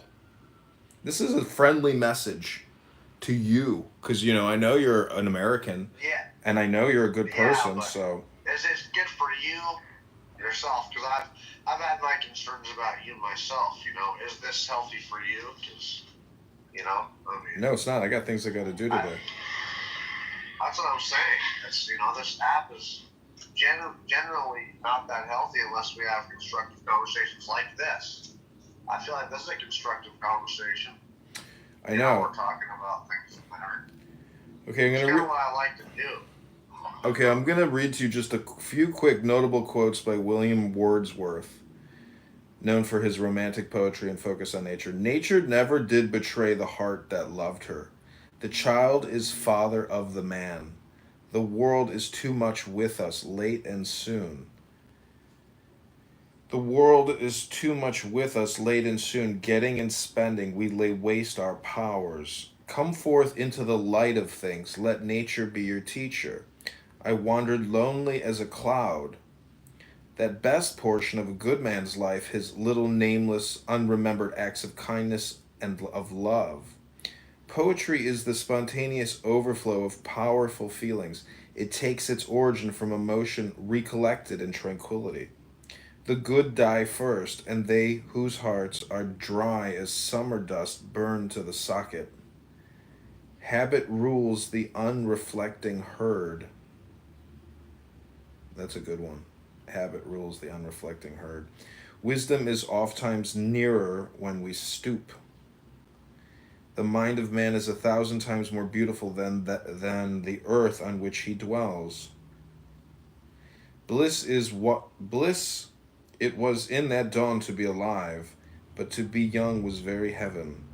So, what I'm saying is, you know, time is words. Like the amount of time that you spend here processing huge transcripts of information from people debating, you just have to look at this as like you're a computer system and all the words that you're feeding into your system every day from this app, it's not going to essentially get you where you'd like to go because it's bad programming. That's the theory. That's the communication theory of this app, and that's why I can claim it's hell. Well, I go on here for different things. I can tell I'm being recorded, by the way, because I can hear an echo. But, which I don't really give a fuck if you're recording me. I assume everybody's recording me on this app. I don't really put that in my head, though, I guess. I don't act different. For me, it's definitely helped for having a neutral, safe space to be able to talk politics and religion because, man, I mean, I've gotten in fistfights over religion. I had a guy punch me, this atheist punched me in the face one time and I had to beat his ass. Man, it wasn't cool. I've gotten threatened with being fired. Last year, this little liberal fucking bitch, because we were talking politics, a bunch of us. And the one motherfucker basically went and told the boss that he felt uncomfortable and he was going to leave. And so the boss had to have a big old talk with all of us, no politics. And they fucking reminded us again this year. And that guy just got fucking fired, thank God, because he's a little bitch. He just got a bad attitude, I just don't understand, and so you don't have to get, attacked here or fired or, deal with that shit. You can actually have a neutral conversation. It's a confidence builder for some people. It's a neutral space for other people. It's nice to be able to come here and talk and not have to worry about, that bullshit. Because that's not fun, man. I have to talk politics with people. It's been in my DNA. My grandfather used to go down to, my great-grandfather used to go in Belfast, South Dakota, and talk politics with the old-timers. My father, or his father, my grandfather, is a part of the John Birch Society. He talks politics. my dad talks, we talk politics, you know, but when you're in a liberal fucking safe haven, you know, it's not always the best thing to do. And I am in a liberal safe haven. I don't like to be in echo chambers. So I tend to go where there's lots of opposition, you know, and there's just, and also in my state, there's just more opportunities in this one city that I'm at, you know. So, but anyway, so I don't have to worry about a bunch of bullshit, you know. It's just nice to be able to talk politics, religion, and then sometimes just have a conversation with some people. Humans need that, you know. They do. I don't have a wife. I don't have a kid. I have a dog, and it's nice to be able to talk conversation. There's also some people on here that obviously need it too. You know, I'm not going to name names, but it's nice to be able to get in their psyche, understand what they're thinking. I can listen to the left. I can listen to the right. I can listen to racists. I can listen, you know, black supremacists, Hebrew Israelites, Jewish people. I don't like Palestinians and Muslims. I can even go on X and listen to straight Aryan excellence rooms, which they're completely fucking retarded, but it's still nice to be able to have ascending opinions, man. I mean, if you just read books and watch videos, you'll tend to confirm your own bias because humans are inherently biased. So, you know, this helps you maybe not be so biased, have different opinions, get different opinions, and it's nice to be able to be challenged. Humans don't like that. I do like to be challenged. And so this is a great place for that. So I think it does grow people. And there's also blind people on here who don't talk to people, who don't get that visual aspect. Steve, you know, that Uncle Steve, he motherfucker is almost blind. He can't drive. He can't do anything. He's completely blind, visually challenged. There's a couple of other people like that too. So I don't know. I think there is some benefits to this shithole, even though there's a lot of dumpster fires on here, bro. No, I mean, I agree with all that. But I'm just still saying that, like, it's like coming to school and refusing to use books, refusing to write papers, refusing to give speeches. Everyone is just, it's just unacademic, it's unprofessional, and it's just all road raging people. It's really more insight into the human, like, into human psychology than it is into actual intelligent communication. And that's what you got to benefit from it. You get a glimpse into the human psyche. You get a glimpse into people, how they group together and act. You know, the black community certainly concerns me. I mean, they try to say that not everybody acts, you know, a certain way, but what I see on this app is a lot of overwhelming victimhood for the black community on here. And it scares me, like, it helps me understand why their community is suffering so bad, because if they believe, as you know, as such large numbers on this app, that they're all in just dire straits. I'm just still saying I that, can't like, help but think that they're probably convincing their kids at a young age of the same thing. You know, black women are convincing their young children that basically they're handicapped. And that's what this guy was telling me yesterday. It's almost like missing a leg. You know, and that literally told me yesterday. Being a black person is like missing a leg. And I said, so you're telling your children that, I assume? No, yeah, you are. Because if you're that's what you're doing. And so this is what's happening. This is why people are suffering, because you're convincing everybody, even the young children, that they ain't got a fucking chance in the world, and basically they have a handicap. So it helps me there too. But what I will say here, man, is when I first got on this app, I was not practiced with debate. You know, I used to be on stereo, and I was on a lot of Adderall then, you know, and I was like, you know, pretty fast, good debater, but I quit taking Adderall because I didn't like it. And, you know, it took me a year to get over kind of not taking Adderall, like mentally. My brain was slow. My thought was slow. I was kind of depressed. When I got on this app, I got into debates with people like fucking Brad and motherfuckers that really challenged me. And like my lips were not as fast. My speech, my desire for debate, my desire for information was not there. I wasn't practicing. I got fucking drugged through the mud and hammered and spit out. I got, what do they call that? When basically you get destroyed in debates. I mean, it happened numerous times because I was not well practiced, not well versed. And I started challenging myself. I kept on going back to these rooms. I kept on, just all of a sudden I was desiring more information. But I quit taking, and it helped my lips, my voice, my brain heal, and I'm back at it, and I feel like I'm performing better than ever, even though I might not be the smartest guy in the world, whatever, but it's helped me with my brain and with my thoughts, with everything. It's been a frustrating motherfucker on here for sure, but I've dramatically improved, dude, from when I first got on here to where I would almost get shut down to where I couldn't even debate. And I'll run into people like that who come on here, they're new, they try to challenge someone who's a veteran, who's been on here for a lot, and they shut down. They bow out, they leave, because they're not practiced yet. And a lot of people won't come back, but if they do come back, it will help them. They'll be better off. So I don't know, you just got to be tough on this bitch and throw out the dumpster fires and benefit, take the good from it. It's a really good glimpse into the human psyche for sure. It helps my lips, my voice,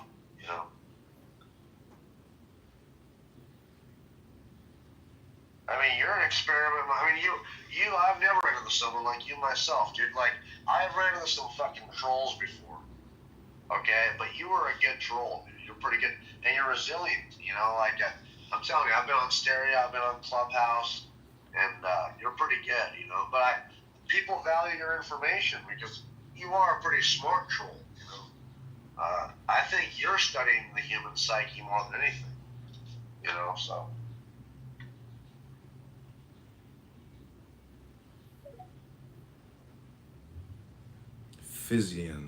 Fizen.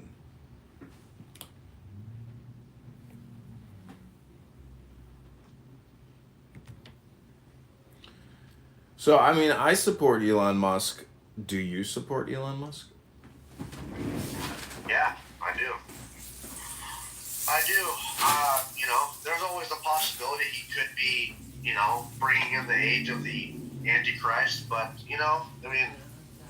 that's always a possibility anyway, but, China's been doing it too and stuff, but I think generally Elon Musk is a good dude who just happens to be, why we think he's so strange is because we're used to billionaires and rich people not giving a fuck about us and going into obscurity. He's challenging the system. He's doing something different. He doesn't give a fuck what people say, and he's trying to actually, from all appearances, try to help us out, and that's just alien to people. I am a supporter of Elon Musk, until I see otherwise, why wouldn't you be? I don't understand, I have a liberal friend 10 years ago, he was bitching about how bad we were off, electrical-wise, electrical cars.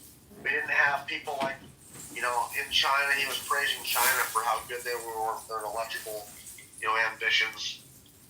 Elon Musk wasn't even really big then, at all.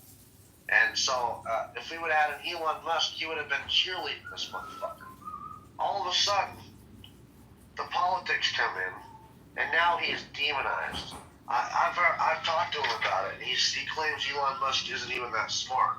And I've tried to ask him, being honestly, completely unbiased here, being objective, bro, he's smart. He's smarter than the average person. He's sending rockets to space, and he tries to say, no, it's not him, it's his engineers. Well, I tell him, he is the chief engineer. Look it up, dude. He just can't stand it that Elon Musk is doing this stuff. The liberals lose their brain when fucking, when this shit comes out. It's ridiculous. This also helps me, man. I get a glimpse into the left that really is beneficial, So one of One of my YouTube fans wrote, oh my God. Fuck, I'm getting roasted. He wrote, imagine being a conservative and complaining about people being unacademic. He'd lose it. Man's lost everything important to him in his life. His career never stood a chance. The realization that until you're able to change into a fresh pair of shoes, you have to walk around with a wet sock and soggy shoes. Speaking of wet socks, you're about as entertaining as one. Hey John, make a joke. You're allegedly a comedian. Oh shit, I think my car alarm is going off. Make a joke, huh? Dude, he just...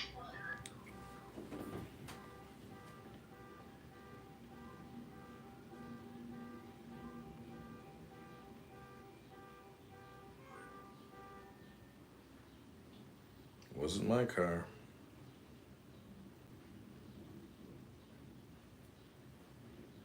I like how people, I really love it when people roast me. You know, that means that, like, I've actually connected with that person because they want to get some lick back, as they like to say here on Clown House. You know, I don't know, you can't actually make an omelet without cracking eggs. Wouldn't you agree, Dr. John?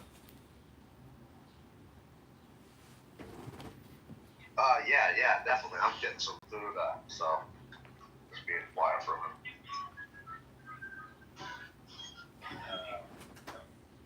Good debater, but I quit taking Adderall because I didn't like it. It's not that great.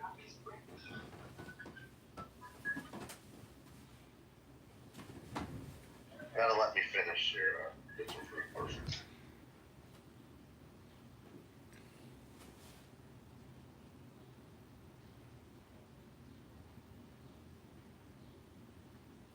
Okay, we're going into Dr. Benji's house. God is great. All the time. Right. Based on your opinion. The game continues.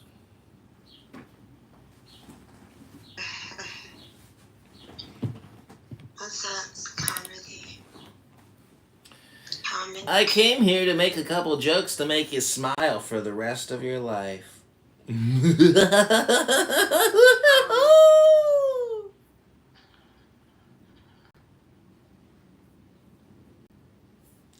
Dr. Benji's a silent observer.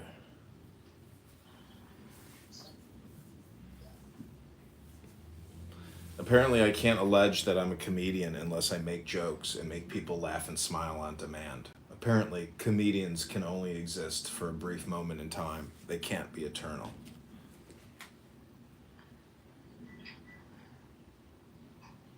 I concur.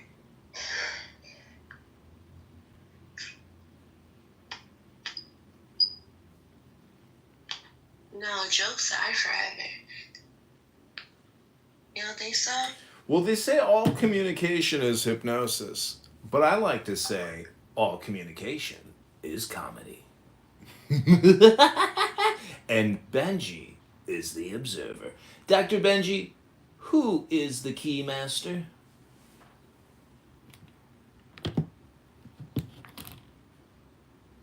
It's like another way of saying who is the puppet master of the puppet masters. Yeah, I know context clues.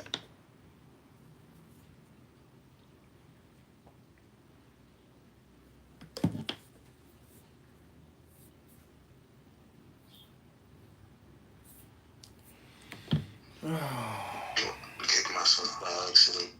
Agree me. Well, it's been an early morning of trolling already. We've roasted Honey Badger. Honey Badger had an emotional moment today, this morning. He's very upset. Are you a man of God, comedy? Envy, kick yourself. I don't want to make the title. People think it's about you. You said Honey Badger did what? Oh, he just had a very emotional moment in the chat. I had to reframe his projection as projection, and then he reframed my projection as projection, and then I reframed his projection about my projection, that it was all a projection.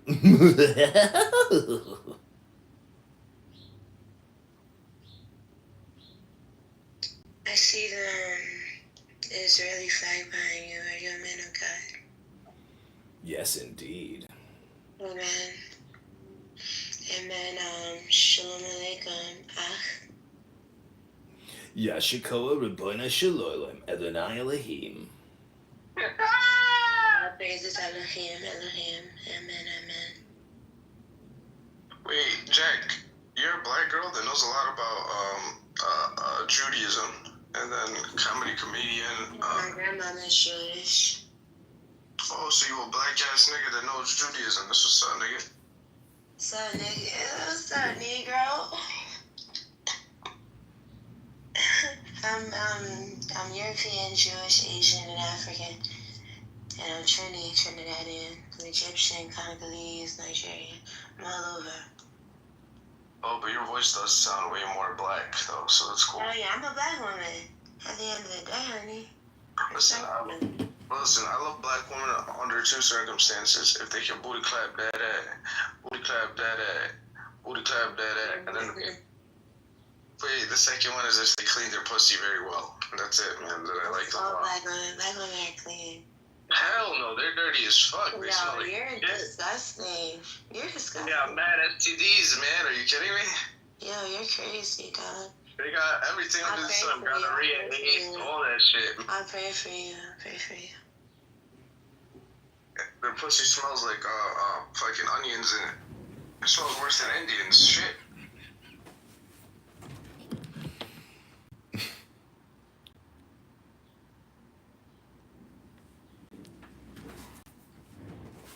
So, Tony, what you're saying is you don't like black women's vaginas, but what is it about a black woman that you do like? No, I like everything about them, but when they smell like shit and they can't do basic self-care and regular hygiene, that's disgusting. And a lot of the ones from the hood can't do that. They don't know how to do that. Also, even the ones outside of the hood smell like shit. They're disgusting. They never shower. So it's just nasty. Do you think that you are possibly suffering from a derangement syndrome? Hell no. I'm positive of this shit, bro. And they also have like high STD rates, just like black guys do too as well. So it's pretty bad. And you're 100% certain about this? Yes, I'm positive about this, bro. You're not trying to be a comedian, right? No, and I'm not trying to be racist either. I'm from Africa, so I'm already immune to racism. I can't be accused of racism. So what you're saying is you love the Jews. Yo, come on, my nigga. What the fuck you want, man? Shit.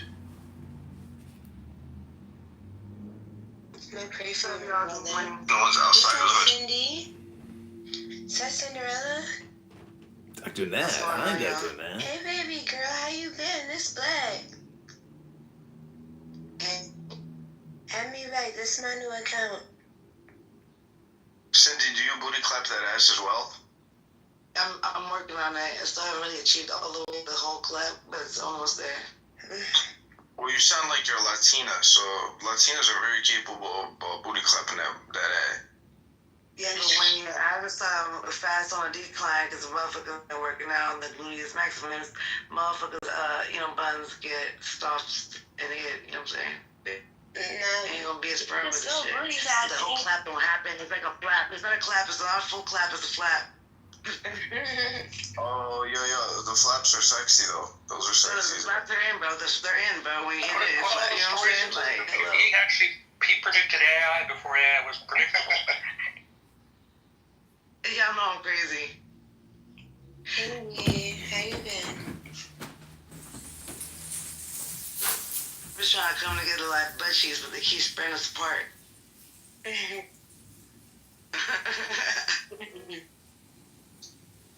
Y'all ain't trying to come together like butt cheeks?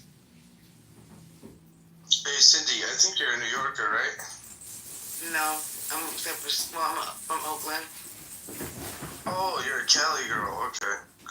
For a second, I thought you were a New Yorker. What's a Cali girl? Like a Valley girl. California. Oh, Cali. Oh, Cali is Kelly. Oh, who's Kelly? I'm getting high off my dad pen. God is good. That is good. So what do you think? Do you think that people in the U.S. government have been compromised by Jeffrey Epstein? Absolutely. Absolutely, 100%.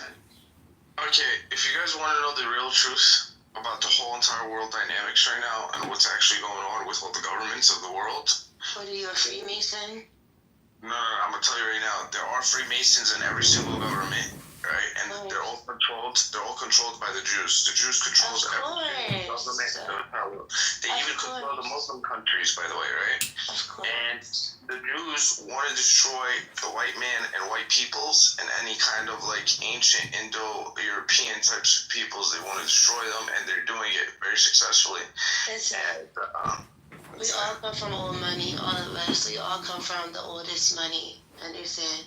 That's a real joy. All of it is real. Believe it. Believe it. I'm Jewish and I'll tell you. That shit is real. All of it. The tunnels, all of it. The problem is when they try to destroy white people, the world becomes one big jungle. But see, that was our blessing in the Bible and the Torah and the we were supposed to control the media and the money in the world. Good thing I was outside with the gorillas. Oh, you like gorilla monkey, Cindy? No, you said it was a jungle. I said, but I've been outside with the gorillas. So you like gorillas? You like getting with the gorilla D in your booty hole? What? Excuse me, sir. Are you African? I like the Gorillas, the band. Yes, I am African. I have every right to say that. Right. So that's why I was just making sure. I like the band, the Gorillas. I like the band, the Gorillas. So if I'm not from Africa, I'm not allowed to say that? No, you are from Africa. Yeah, I don't even know about gorillas. You're acting real African right now. God. Do I get the gorilla pass? You're acting real African right now. So do I get the gorilla pass? So I'm a little confused here. I hate to interrupt again. Why is it that you think the Jews control not only the Muslim countries, but also the Freemasons in every government? Yeah, because they're imbeciles. So the reason why I think that is because, bro, right now, all the European governments, when you see them, they all want to destroy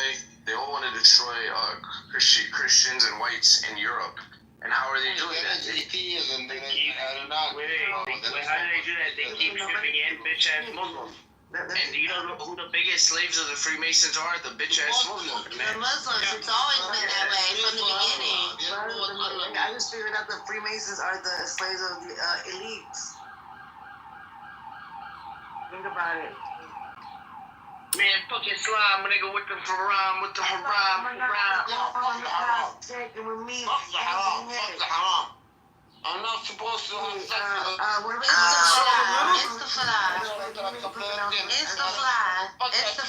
I want to make a quick announcement to all the Muslims. To all the Muslims in the room, I want to let you know that I am halal and you can eat me. I am blessed, okay? Istighfar, sister. Istighfar. Oh, yeah, hell yeah. I love halal. Oh, yeah. Istighfar. You can eat my pussy. I'm halal. Don't worry about it. I rebuke that in the name of Jesus. With no sauce. Damn, I'm down to do it. It tastes good and it's clean and it's not too old, you know? I'm down. We're slick money. And I want to eat your pussy. Oh, God, that's so amazing. Oh, yeah. Halal. It's a joke, bro. But it's okay. He said he wasn't Muslim, but I still left the bacon. Yeah, okay. No, don't eat bacon. Salami and bacon. Salami bacon. Salami and bacon. Give it halal. Listen, Assalamu alaikum. Salami and bacon. Assalam, baby. Assalam, sister. Assalamu alaikum. Peace be with you, brother. Istighfar. Yeah, I love Jack, man, because Jack is so true. What'd you say, brother? The trick is you're showing the true face of Islam. That's the most important thing in life. You need some pussies. I'm what? You need some honey in life, you know? Hold on, y'all. Shut up. What'd you say, Tony? Oh, no, I just said you're showing the true face of Islam. Oh, yeah, of course. Prophet Muhammad rapes little girls. who gives a shit, man? I don't give a shit. That's right. I become my own prophet. Fuck that shit. He also got fucked in the ass by his own soldiers and the people that surrounded him and stuff like that. He was gay. There was many hadiths showing he was a homosexual. And he still got the nerve to be like, oh man, this guy's so homosexual. Ew. That's who represents you. That's who looks like you. That women look I don't give a shit. No one, I was not. He looks like you. He looks like you. He was your people. And so this is. I don't give a shit. I don't give a shit. Ew, you're an Arab. I used to be a. Ew, Arab. Ew. I don't give a shit. All of that shit. All of that shit. Put it on the side. I'm a living being. When y'all want to call us aggressive, well, I mean, maybe I should be a little bit more aggressive then, because at the end of the day, I'm just feeling like y'all getting a little soft, and I'm just keeping it real. I mean, I smoked a lot of weed this morning, but still, like, I think it's facts. Nah, that's not fact. No, I really love Arab. I really love Arabs. I was just I love the Muslim religion, though. But I love an Arab. I don't care, man. I don't care, you know. I was just trolling. Listen, I'm like $500 short of being sold for Arabs, so let me shut the I date Arabs. I date the rich gas station owners. I fuck with a cute Arab with a rag on his head. A rich boy. Listen, for this, I'm $500 away from being first an Arab, so let's tone that down a little bit. That's it. I got a couple Arabs in my phone right now. Listen, Arab said something to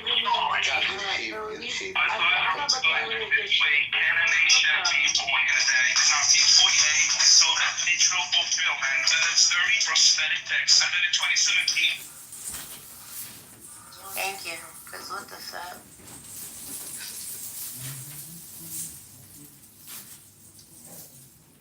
What the fuck? That was funny.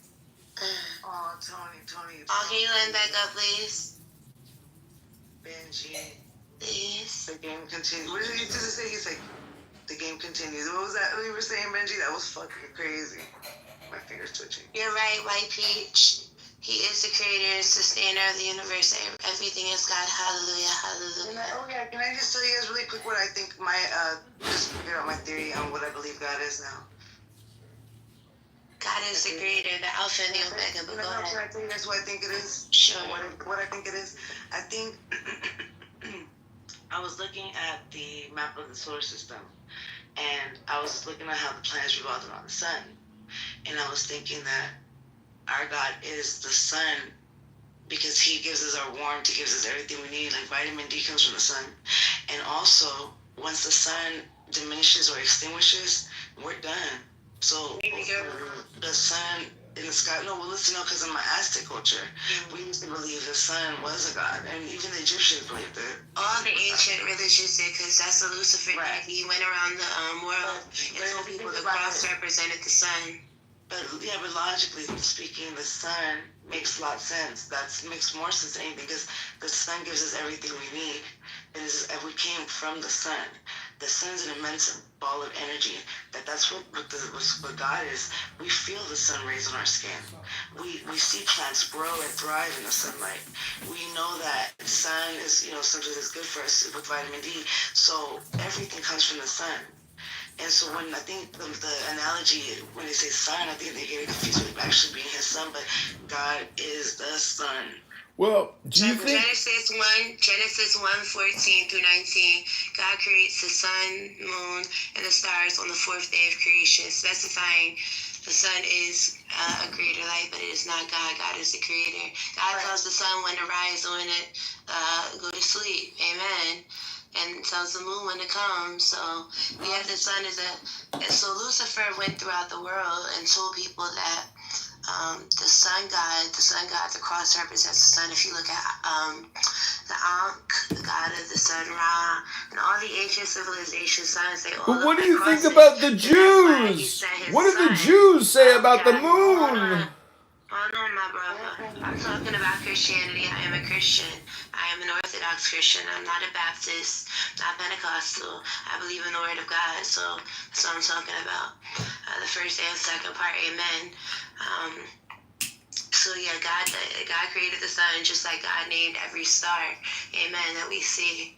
So the creator cannot be the creation. God is the Alpha and Omega. He lives in everything that is earth. Earth, the trees, and all that, apart from the world. Was Jesus Jewish? Yes, he was. He was also rejected by his people. Amen. He was rejected. The Jewish people rejected a Jew? That's impossible. The Jewish people Jews don't reject Jews. Jews support those that support Torah. The Jews that are here now are not the original Jews. The Ashkenazi, whatever y'all call each other, your grandma. You said Ashkenazi? Whatever it's called. Whatever it's called. No, y'all didn't make nothing. Them Ashkenazi Jews and them Israels. You know? I ain't never seen I don't know how to pronounce it. My grandmama. I tell you what, though, what you really got to watch out for is those Christians. You know what I'm saying? We can't feel sorry for the Jews right now, y'all. And the Muslims. No, that was their blessing. Y'all keep forgetting. The book talks about it. The synagogue of Satan, Jewish people, not the Jews. If I tell you to get me a blue dress, you better not come with a bluish dress. It's about semantics. Listen. What is the Jewish synagogue of Satan? Look in the Bible. Look in Revelations, baby. A lot of things that they be talking What about. does it say? God damn it, y'all are fucking crazy as fuck.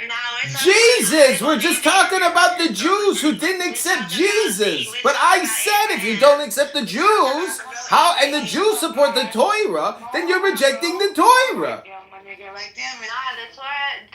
Judaism was supposed to be a dead religion after the coming of Christ, the first coming. These fake Jews now, these are part of the synagogue of Satan. The Bible talks about it, man. But who are the fake Jews? We were meant to rule the world, media. Feel me? That's why Drake is super popular. We got Clive Davis, people in the news, Turner Network. So Drake and Clive Davis are the messiahs? The Vanderbilts, the Rothschilds, we come from very old money for a reason. That was our curse. Understand? This shit is gold. This shit is gold. No, not money. Ruling the world. However, the Arabs have money. The Arabs curse was to get money. That was their curse, the Arabs. The power of the control. We are so wealthy, we're cursed. No, they're so wealthy. The Arabs was supposed to get a lot of money. The Jewish people were meant to control the world. I can't understand you because Cindy keeps talking at the same time as you. I have no idea what you're saying. She keeps fumbling on the mic. Power and take over the world. When people already have money, that's the next thing. Power. Jack, tell me to stop this. I can't hear what you're saying. I'm trying to listen to Jack. So the Arabs curse was money, lots of money, but that was. You mean the Arabs?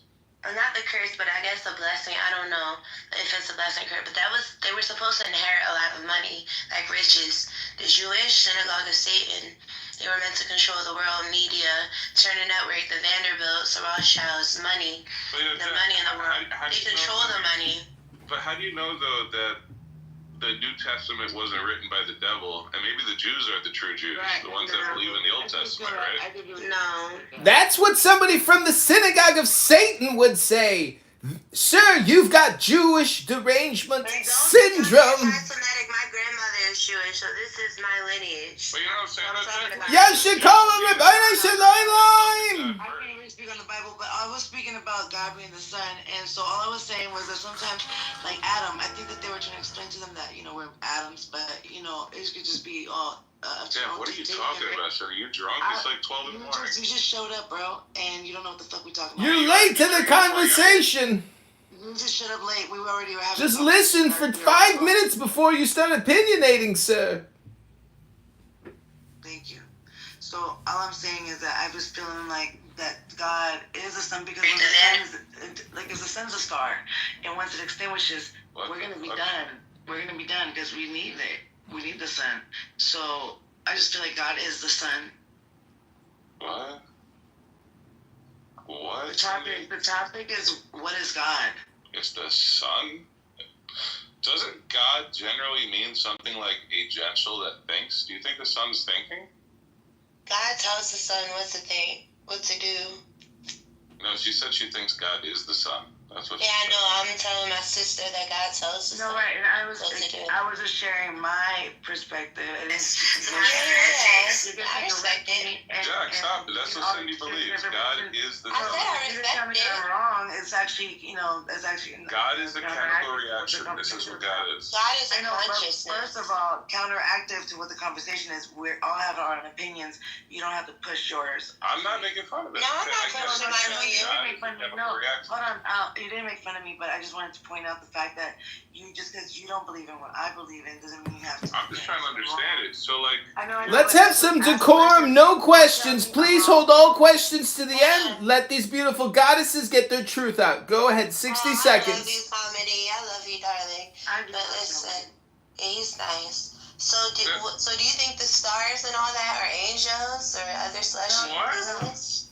No. I just believe that the sun might be. It's just from what the download that I received was that the energy that it takes for the sun, right? All of this energy that the ball of fire has, that produces, it gives us everything that we need, right? Like I said earlier, vitamin D. It gives us, What about the rest of the planets, though? The sun doesn't provide for them. Who provides for them? Well, we rotate around the sun, you know what I'm saying? So when we rotate around the sun, then once the sun is diminishes or it just goes out, right? The sun, stars do go out. Basically, we're done. So they don't just go out; they kind of explode. Why are there crackers in this room? And also, why are there crackers in this room, Benji and Amy? What's wrong with y'all? I would actually take school. I learned something in school. So, anyway, my theory was just saying that all this energy that we're receiving and we get comes from the sun, and that's like. What happened? I'll help you out real quick. Hold on, sir. Well, I'm still talking. It's crazy to me, sir. Black holes. Sir, but. I said the wrong word. I gotta make sure I don't tell you it's wrong. Please mute your mic, Dr. Roland, and give these goddesses the respect they deserve and give them 60 seconds. Thank you. Go ahead, ladies. And then they become a black hole after they implode because of all the density of their mass collapsing on themselves. You're arrogant for no reason. Let them get their philosophy off, Dr. Roland, please. And then the black hole crushes all things inside it in light, becoming infinitely more dense. But it's supposed to be destroyed with fire this time. Yeah, if it's coming out, it would be a fiery death thing. It would be like No, but that's how the end of the world is supposed to happen again. By whose standard? Who says that? Oh gosh, I'm not even entertaining your folly. Don't look for a deep conversation here. Cindy thinks the sun is God and the stars are angels. Yo, what's up, man down? God bless. Hey, bro. God bless you. Yo, how are you, my brother? I'm good, man. Who was asking You about you? well? Who was asking about you? I'm gonna put you into a private. Damn, no, I don't talk anymore. So, Dr. Roland, what is your theory for everything? Yeah, comedy. I think you're an idiot, man. I don't get you. Why are you so arrogant, bro? Jeez, you're an authoritarian calling people idiots. That's not even nice conversation for a Saturday afternoon. You're mean. You're a meanie. You're meanie. You're mean. He's a bully, everybody. Take note. This is how bullies talk to people. MD5X3. Big bully. Interesting name. He's a big bully.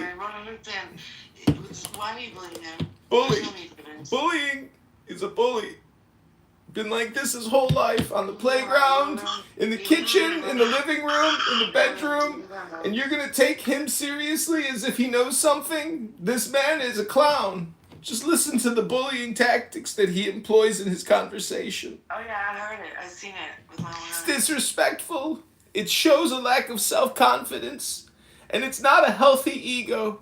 This man is in need of help. You need to be humble, sir. That's right. Humility. Awe. Awe. Awe. You've been told, like, Oh! I want you to Oh!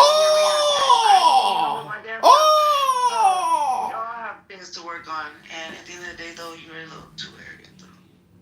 Arrogance before the fall. Oh! What's the difference between arrogance and confidence, you guys? One is proud and one is true.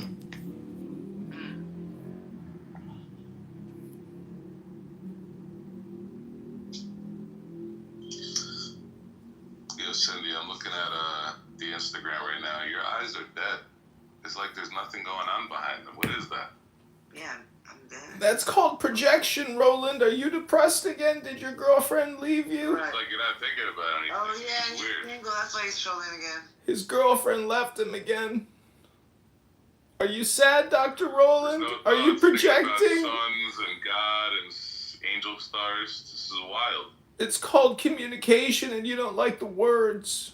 You are a word racist, sir. Oh, you're not the Cindy I know, but hey, Cindy, I'm gonna follow you, girl.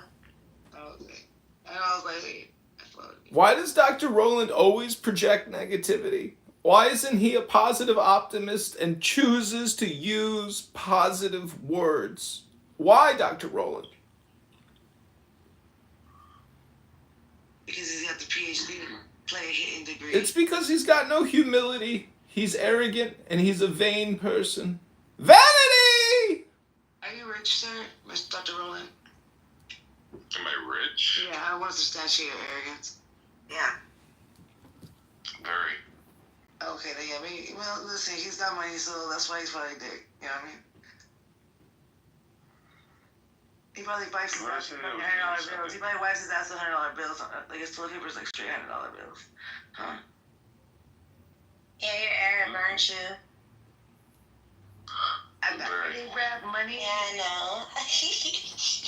We got A-Rap money. A, we just hit. We just hit, girl. Shit. Feel me? We were just talking about errands earlier. You take the bottom, I take the top. You know what I'm saying? We were talking about errands earlier.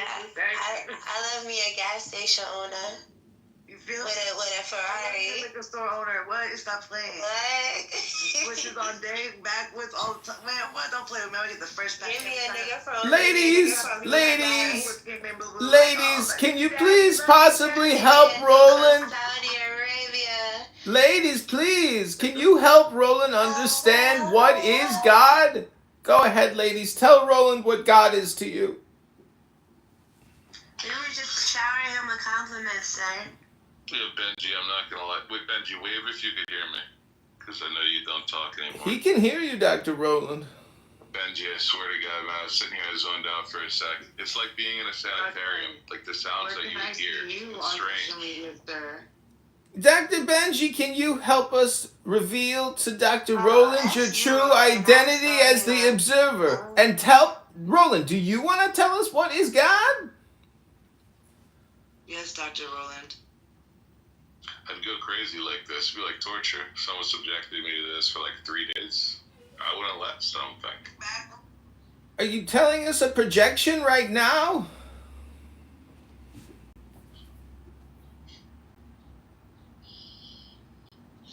Who's snoring?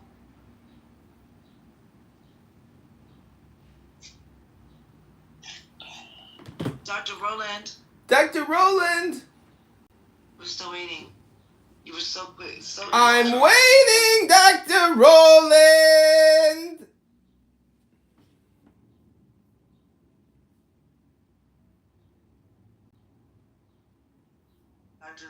Dr. Roland looking like Denzel. Was it Wesley Snipes and Blade? That's not him.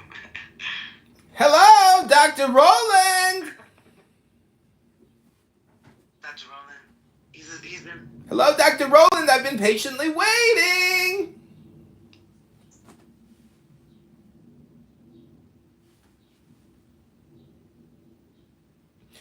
Dr. Roland! Hello? He left.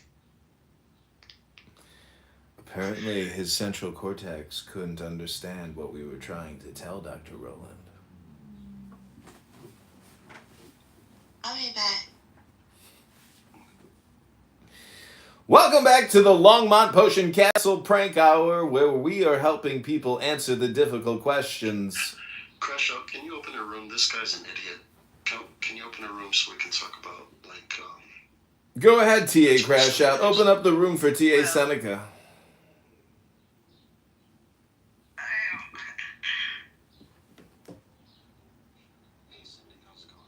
Thank you for that, Benji. I appreciate it. Because, you know, in Nigeria, they used to say empty vessels make the most noise. Comedy just gotta know when to turn it off off and turn it on. Trying to still teach him it. But he'll probably learn soon. But go ahead, say what you... Thank you, Benji. And this is my second time meeting you. I should follow you. Because you have an interesting concept to your room. I like the Saw version of your room. The Saw game kind of concept. I've learned to appreciate that. I'm sorry, I wasn't listening to what you said. Hold on, Cindy, please don't talk right now. Hold on, please. What you said, brother? I like the Saw game concept of your room. You like to play games. Oh, thank you. I appreciate it. What you like about it? No, I appreciate the setting up social experiments, because I used to do that too. To see how people react to things, and to kind of either prove or disprove your thesis about people. The game continues. Yeah, comedy. You gotta know when to turn it off, man. Yes, that's true. The game continues. That shit was fucking with me for a whole week. Just mess up I need my game to continue. I don't need you to sit here and mess up my So game. what type of social experiments are you talking about, Dr. Seneca? Man, he doesn't listen. And he'll learn one day. Yeah, but yeah, man, I'm just a quiet observer. Just sit back and let people do what they do. Yeah, the Saw game. Crash course. In fact, I'm learning about myself through other people again. I'm like relearning myself. Things I learned about myself before, I'm relearning it again in this season. Fascinated. Yeah, I learn a lot about people. That's why I'm so quiet and so observant. I know a lot about people. Just let them do what they do.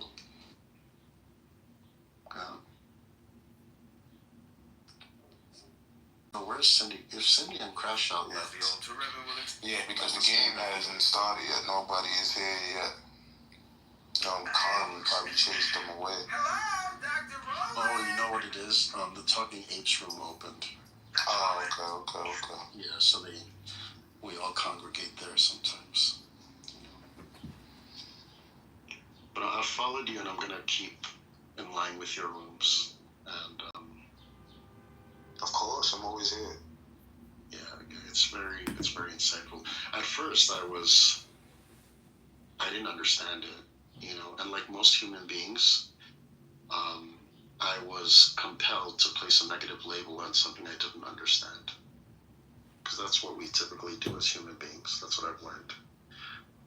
No, that's what you do, T.A. Seneca. That's why you go to the Talking Ape room every day. You can't even, I wouldn't even mind if you sit up here and talk at your regular voice and enter the game, man. You enter the game and it doesn't know nothing. People don't understand.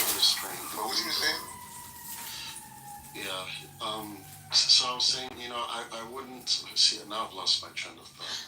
Yeah, I don't mind him. People like him, I don't mind him stepping up, but he gotta know when to turn it off, turn it on. He's just one of them confused people in the game I really have nothing to say to. It's very insightful. Self-awareness is also being situationally aware. I didn't understand your surroundings. And like most human beings, you understand that the room is calm and so I was compelled to place a negative label on something I knows when it's switches, but he's probably just not aware. Like he can have his regular voice and do whatever he feels in the game, but he just tries to do that. The game is no longer entertaining. He made his choice. He chose to die. So there it goes. That's interesting. I'm reading a lot about Seneca. Are you familiar with Seneca, Benji? Oh, I just observe it. I just observe what you're about to tell me about it, though. Okay. So Seneca was an advisor to many dignitaries in ancient Rome. I'm just going to keep it short and tell you the main piece about his history.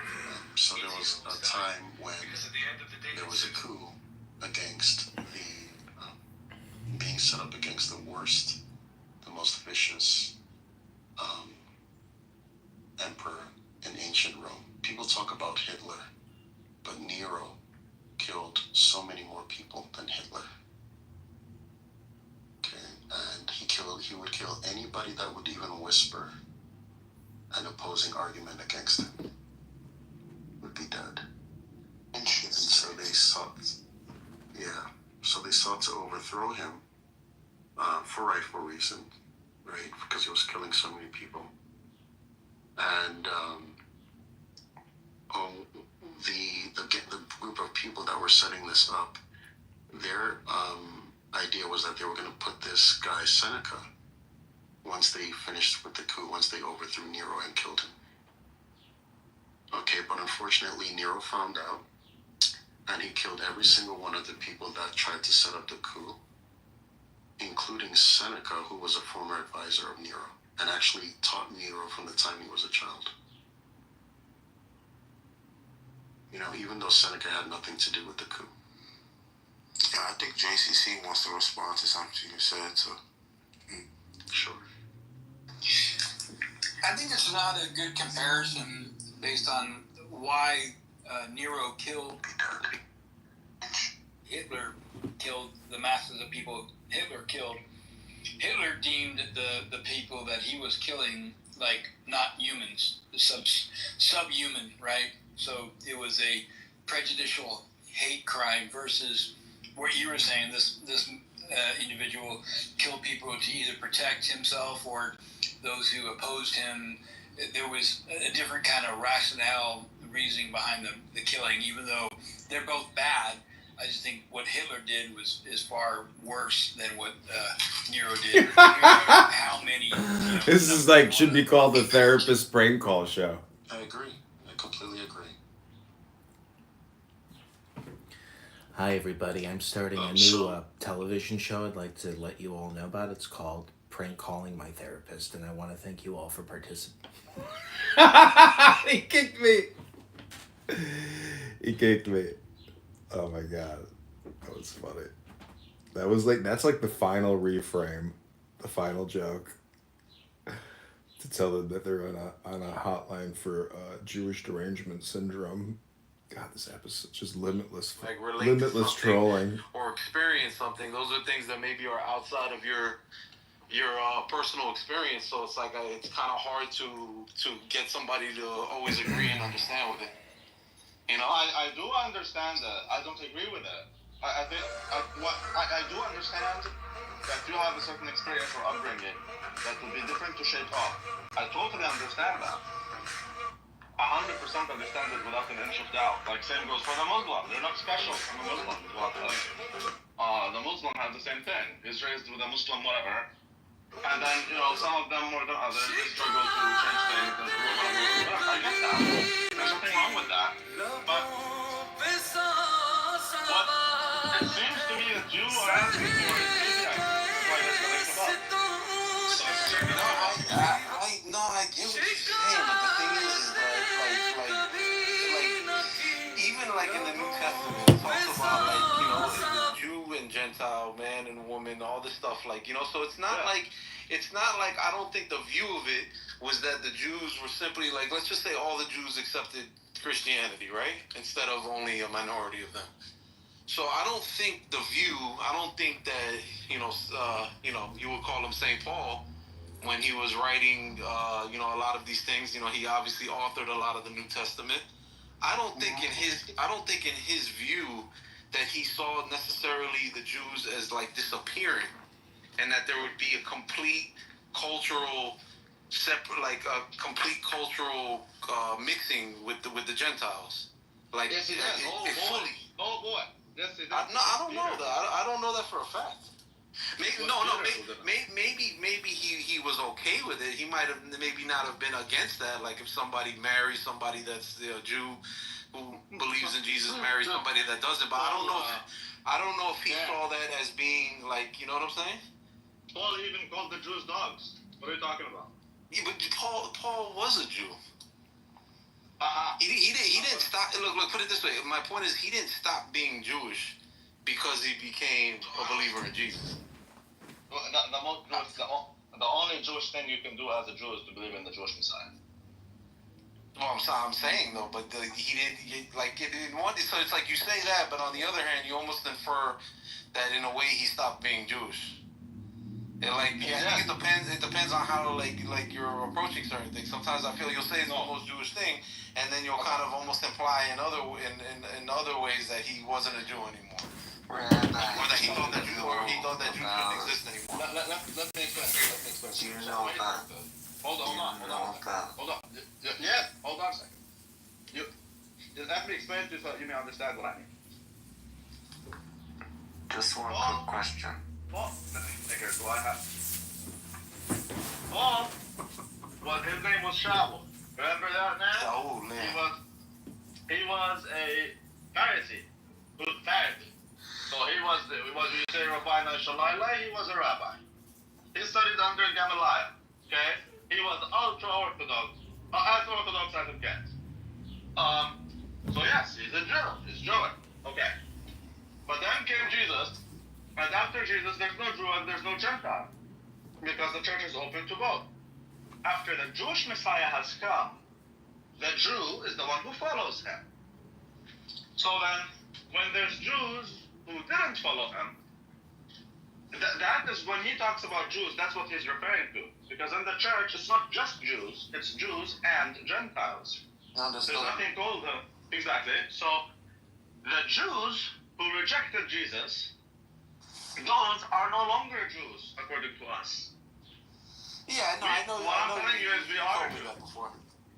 Yeah, we are Jews. We follow the Jewish Messiah. And as the prophets say, when the Messiah comes, then it's not just Jews, also the Gentiles will partake in his kingdom. Therefore, we are no longer Jews. That's why we're called Christians. Because you cannot call us, we are Jews, but we're not just Jews. Okay, so St. Paul is referring to the Jews as those who have, the Jews who call themselves Jews, but are not Jews because they've rejected the Messiah. Yeah, those people he calls them as dogs. So now when you say that he is a Jew, no he's not. No, he's not a Jew. No, he's not. What does your ethnicity? Why does it matter what my ethnicity is? Because you sound very interesting. Like, I can't place you. I'm Palestinian. Oh, yeah. Oh, interesting. Cool. You did a lot of study. Of course, I do Torah. I study Torah every day. Now, the truth of the matter is, Paul himself, you cannot call him to be a Jew according to the Jewish understanding of what a Jew is. You cannot call him a Jew. Well, once a Jew, always a Jew. Yeah, that's retarded. That contradicts the words, because it contradicts the words of Moses. But it's special to Jews so that you can't leave. Yeah, I disagree with that. You can't leave, then how come this Moses kicked you? Where in the Torah does it say that you could leave Judaism? People who don't do Shabbos can be killed spiritually. Some people might believe otherwise. They will be cut off from the people.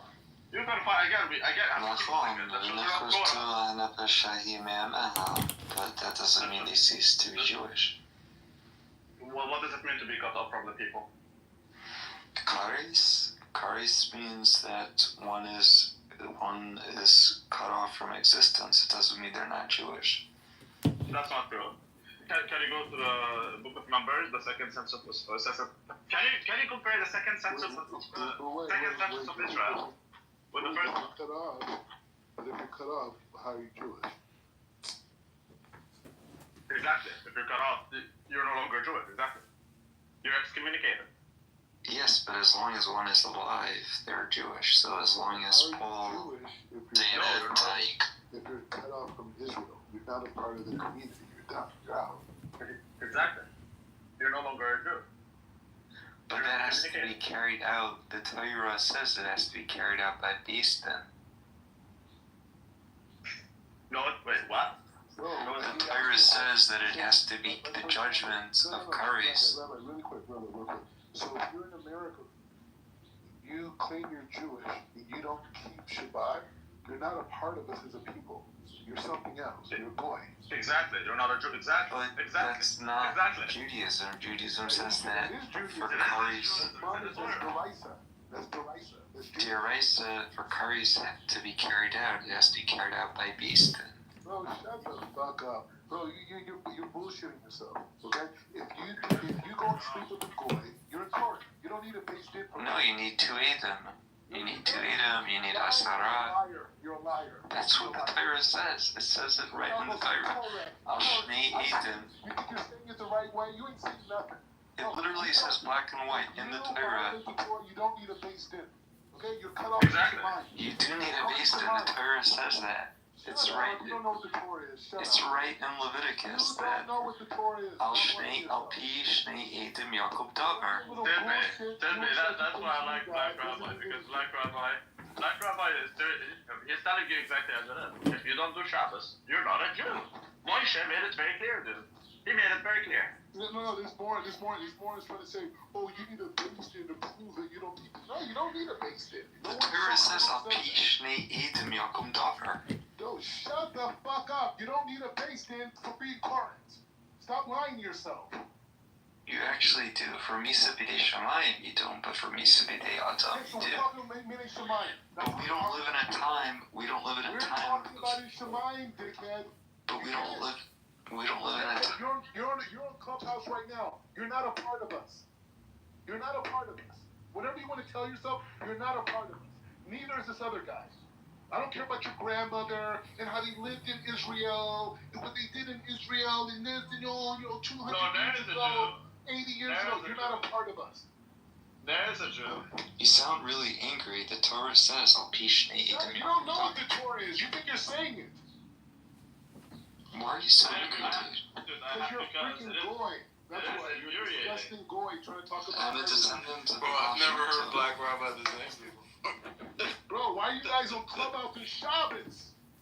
How disgusting Because the Torah says not to be on Clubhouse on Shabbat. Shut the fuck up, Black Rabbi.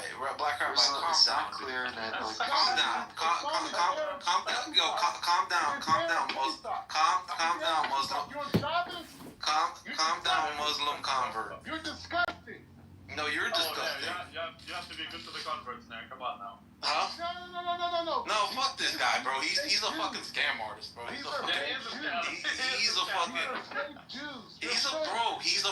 a nigger scam artist is what he is.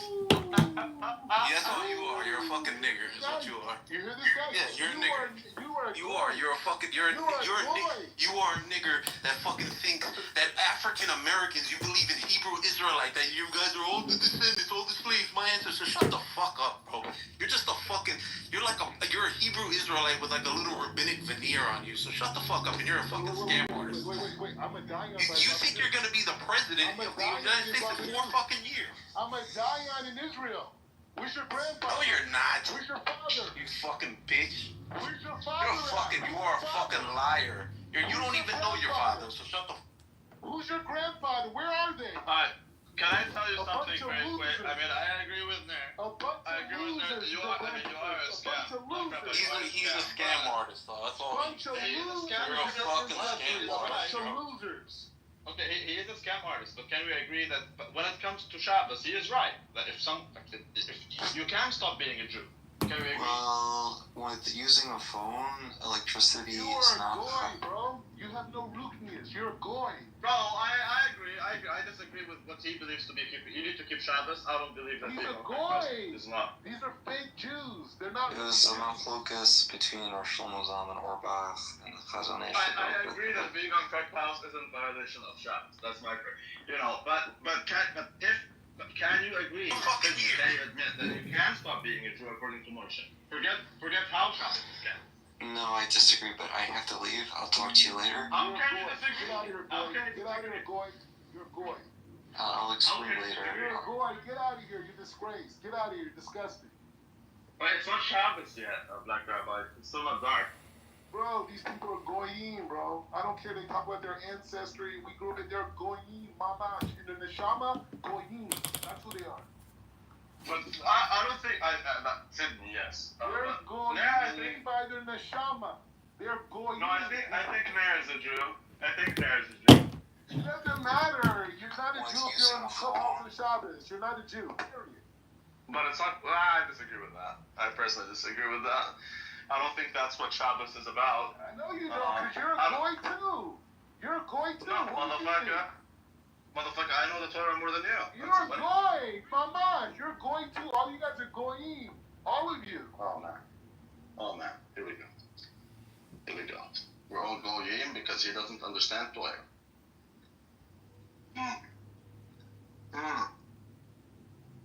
Where did he go? Did he run away? Where did he go?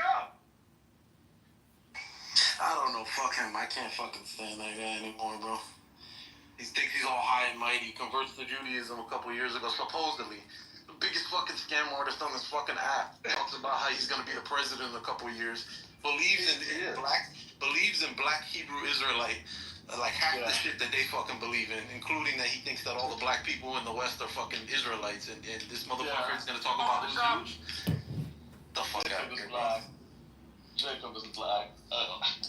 Talking about, and I'm sorry, bro. I'm sorry. There's a lot of rabbis that argue about, like certain things, like listening to music or phone on the Sabbath and stuff. He thinks that that's like the most important thing, as opposed to like all the serious stuff, like not working or doing transactions or traveling and all these. I don't do any of that. Yeah, but you see, it's not Shabbos yet, but actually, it is Shabbat. But nigga, I don't know why I thought it's Friday. I thought it's Friday. No, it is Shabbat. And don't get me wrong. Hey, don't get me wrong. There's plenty of Shabbatot that I almost never touch my phone, but sometimes I do. But I think in comparison, phone didn't fucking exist 3,000 years ago. You know what I'm saying? A lot of people have different definitions of this and the usage of electricity and all this shit. Like, this is like splitting hairs. I agree. You know what I'm saying? But you see what I was telling you, like leading by the letter, not by the spirit. Legalism is an issue. Yeah. Because he's not living by the spirit of the Torah, like you said, that you shall not do work. The profit shouldn't be on your mind. Yeah, exactly, man. I'm not trying to make myself sound all high and mighty either, but all the obvious stuff I don't do. I don't do any of that. For the most part, I stay home. Unless sometimes I go to the Ben Knesset or whatever, but, he's making it like he knows everything.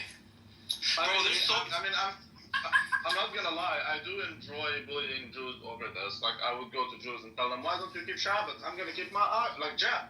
Next time I see Shabbat, I'm gonna call him out for being on Shabbat. But don't get me. Hey, you know what, Rabbi? Don't get me wrong. He's right about certain things, but he's been getting all, He wants to stay here like a guy that's like a newcomer, and he wants to judge all these people. You know what I'm saying? He's a fucking hypocrite, bro. And he's just all he's a fucking. You called him a nigger. I had to do it, bro. Fuck it. I had to do it. Oh no, bro. And on top of it, one of the only reasons I do that too is because I'm sorry, bro. He tries to make it like he's all ecumenical with all like not just religions but people with different backgrounds and colors. He talks so much shit about non-black people and about white people and stuff. Like what I'm saying, I listen to him long enough, and it's just like, what are you?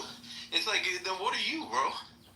You're sitting here thinking that like all the original Jews are fucking black. You're making this like a black and white, like a race thing, like a U.S. fucking Western-based black and white fucking bullshit narrative. Like, fuck it, bro. I'm gonna say some shit to you, bro. He's a black Hebrew. They like to dish it out, but when you give it back to them, you drop the N-word. You're like the biggest fucking. You're like the worst thing on planet Earth, bro.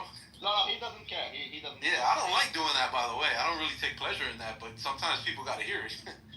Yeah, I know people do have to hear it, but he doesn't care. He personally, I told him a nigger a million times, man. I told him a nigger a million times because he said, if you don't know the Torah, you're a nigger.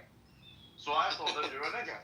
I told him you're a nigger. He doesn't know Torah. But yeah, I agree with you, man. He is a black Hebrew Israelite type of adjacent. It is obviously a scam, obviously. But I do, and I also disagree with him. I don't think being on Cut House breaks Shabbos. I don't care what the rabbis say. I don't think it breaks Shabbos. However, I do disagree with, I don't know your stance personally, but the other guy, the other kid, I disagree with him. Yeah, you can't stop being a Jew. If you go against Moshe, you stop being a Jew, period. That's why the children of Korah. Alright, son. Yeah. Yeah, there is. Well, I'll tell you in Jewish halacha, there's like a status. It's called that applies to most heresies, and it's called Yisrael Me'umah. And what Yisrael Me'umah is that, like, for people that commit like a lot of the things that would be heretical or put you in some type of excommunication, but you still kind of have like I guess you have like a baseline, maybe because you were originally born into it, and maybe you could repent from it. And obviously today, for a long time, people are not getting literal capital punishment for the crimes that you could potentially get it for. That the hope is that somebody could maybe one day change their mind and return if they're accepted. You know what I'm saying? So it's kind of like this. It's almost like a limbo status. Isn't it called Sharam? What's that? Isn't it Sharam? I don't know if I know that term. Cherem. Herem, yeah. Yeah, Herem is. Yeah, Herem is. It almost comes from like the same root as like haram in Arabic. Yeah. Yeah. That's excommunication. So Herem is like, that's like an excommunication basically. But Herem is no, but Herem is not always necessarily like 100% permanent. Like, you know what I'm saying? Like somebody could be in Herem and then, they repent or whatever, they make amends, and they could be reaccepted. Yeah. Okay. I mean, not necessarily without social ramifications, but like you get what I'm saying. Yeah, and public repentance and all of that. They can maybe go join another. Sometimes they might go join another community. You know what I'm saying? Oh, okay. That I disagree with. Well, no, I'm just saying. But no, the thing is that like you have to understand the context by which and stuff. You know what I'm saying? Like people are living apart from each other. They may go join, but a lot of times like they'll investigate this person. They'll see. They want to know. Who are you? What's your background? Who was your teacher? What was your standing in the community? Like a lot of this becomes people like to know these kind of things. You know what I'm saying? Yeah, I don't know why people like these things. I mean, not always. I'm saying like it depends on the community. It's not just some maybe are not doing that, but some are definitely they want to know about. Who is this person? Who is this newcomer? Who do you know? Kind of thing. Yeah, they're all like that. Jews are always like that. Not always. No, I wouldn't say always, but they, I mean, it's not the worst. It's not the worst thing in the world because that's the thing. When you're dealing with somebody, you don't always know who you're dealing with. But sometimes there could be somebody that they know that could give you, and of course they could be biased, but they could give you maybe some background information for somebody to consider, as they approach somebody that they don't know. So it could work. Listen, it could work for the good. It could work for the bad. Obviously, there's pros and cons. I mean, I would agree with that. But look, my only contention is, I don't even know your opinion. My only contention with the other guy, Sydney, is that he believes Jews can't stop being Jews. And I think they can. And I agree. However, not always the same. Like, it depends on the community. It could be permanent. For example, like again, that is the concept. The word haram comes from Talmud. I don't go by Talmud. In the Torah, it's very clear that Moshe kicked people out of the camp. He literally kicked them out of the camp. What does that mean? Yeah, that they were excommunicated, that they were given the boot. Yeah. Exactly, and it was permanent. That's why I keep going back to the children of Korah, because it's the same. The children of Korah they did not receive an inheritance. They're no longer considered Israelites. They're done. They're out. That's why they literally had to do the census again without the children of Korah. And I forgot how many they were. They weren't that many, but I forgot how many they were. But they are no longer considered Jews. So if you're a Jew, you can stop being a Jew. Yes, you can. And it's not up to you. Basically, that's how it was. These guys were kicked. It's not that they didn't want to They wanted to stay. So, like, yes, I disagree with that. You see, that, and you know the issue there? Yeah. The Jews today, many of them, like Sydney, believe that, no, you can't stop being a Jew. Because they believe Jew is something I am. And that's it. I'm born a Jew, I die a Jew. Like, but that's not what it is. You can't be a Muslim Jew. That's not how it works. If you're a Muslim, you're no longer a Jew. You know what? There's something, bro. It's like there's something in. I don't know how to quite put my finger on it. You know, there's not always like a great way to fully express it in words. But like, it's kind of like I'm trying to think in my head before I say it, so it doesn't sound off or it's not like an apple for an apple. But it's kind of like what I was saying. In some sense, like what I was asking on, but it was like a thought experiment. Like, so if you know Israeli Jews woke up in the morning and they were now Orthodox Christians, there would still be this. You know the issue. You know, again, there's maybe not a word that fully like describes it, but I'm just gonna use basic terminologies like a cultural, national, ethnic, like you get where I'm going with that type of language and stuff to sort of describe a lot of the stuff that is part of their maybe you could say it was once maybe more faith or religious based, but also becomes part of who you are as a people and the culture and stuff. You know what I'm saying? Yeah, no, I totally agree.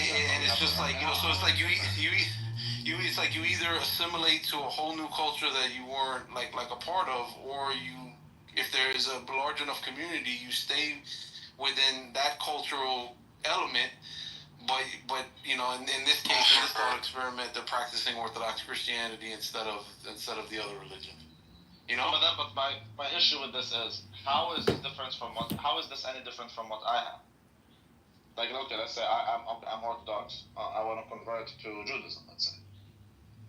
So wait, so say it again. Repeat your last line. Yeah, because you are looking at it as Jewish Israelis converting to Orthodoxy.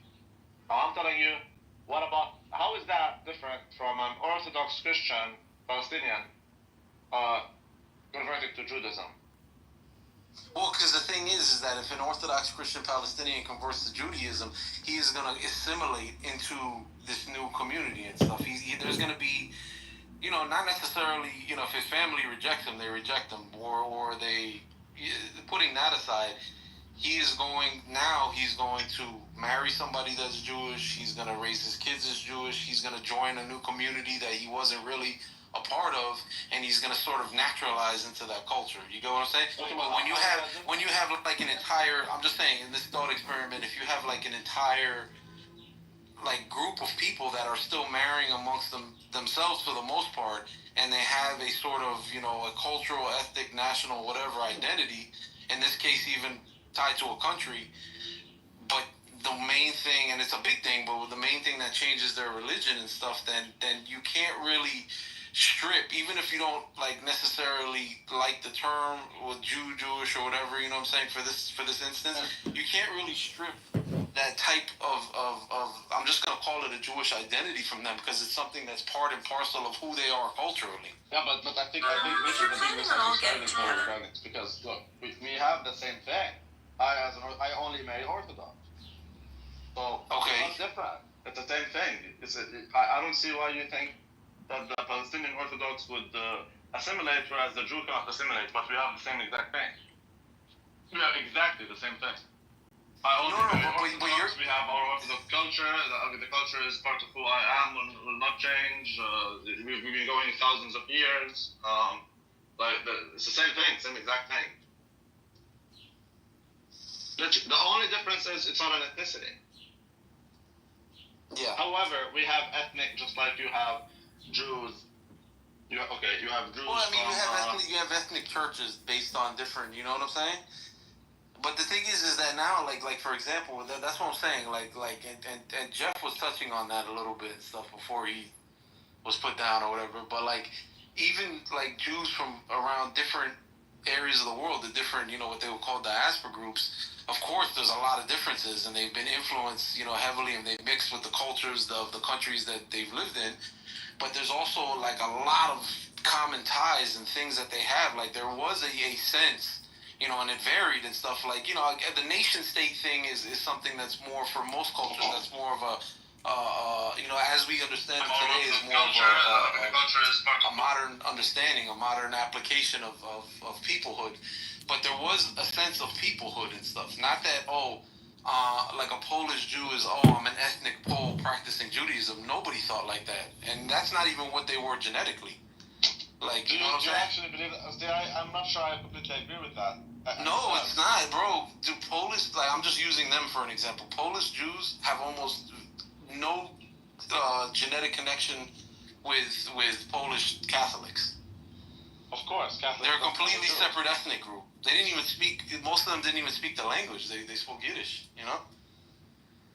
Yeah, no, I get that. Catholics don't marry Jews. It makes sense that they're not intermarried. I mean, but I still don't see how that's different. I don't think the Jews ever had that Zionist philosophy that we are a nation like all the nations. The Jews never had that. This is a new creation. My bad. Hang on the phone for 1 second. Tell you what.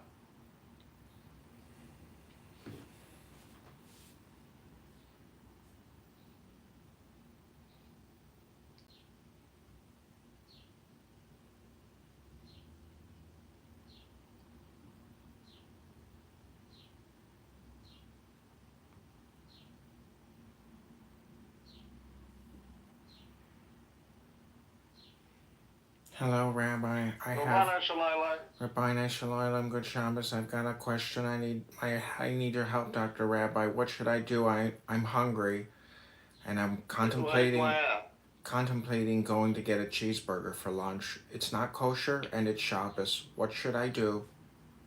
I would suggest you eat my ass. Really? It is at least kosher. Are you Jewish? Yes, I am. Do you support those that support Torah? Yes, I do. So what are you going to do the rest of the day, Dr. Rabbi? I'm going to meditate on God's ordinances, and then I'm going to go smoke weed, and then I'm probably going to go hit the strip club. Wow. Rabbi Shalom. What are you going to do? I'm about to rip a giant fart and then upload a video of you talking. Oh, that's amazing. I have no problem with that. Oh, I know. I know. Yeah, I just chopped up that whole conversation between you and that other guy and put it on YouTube. Here's a quick preview. The culture is part of who I am. Will not change.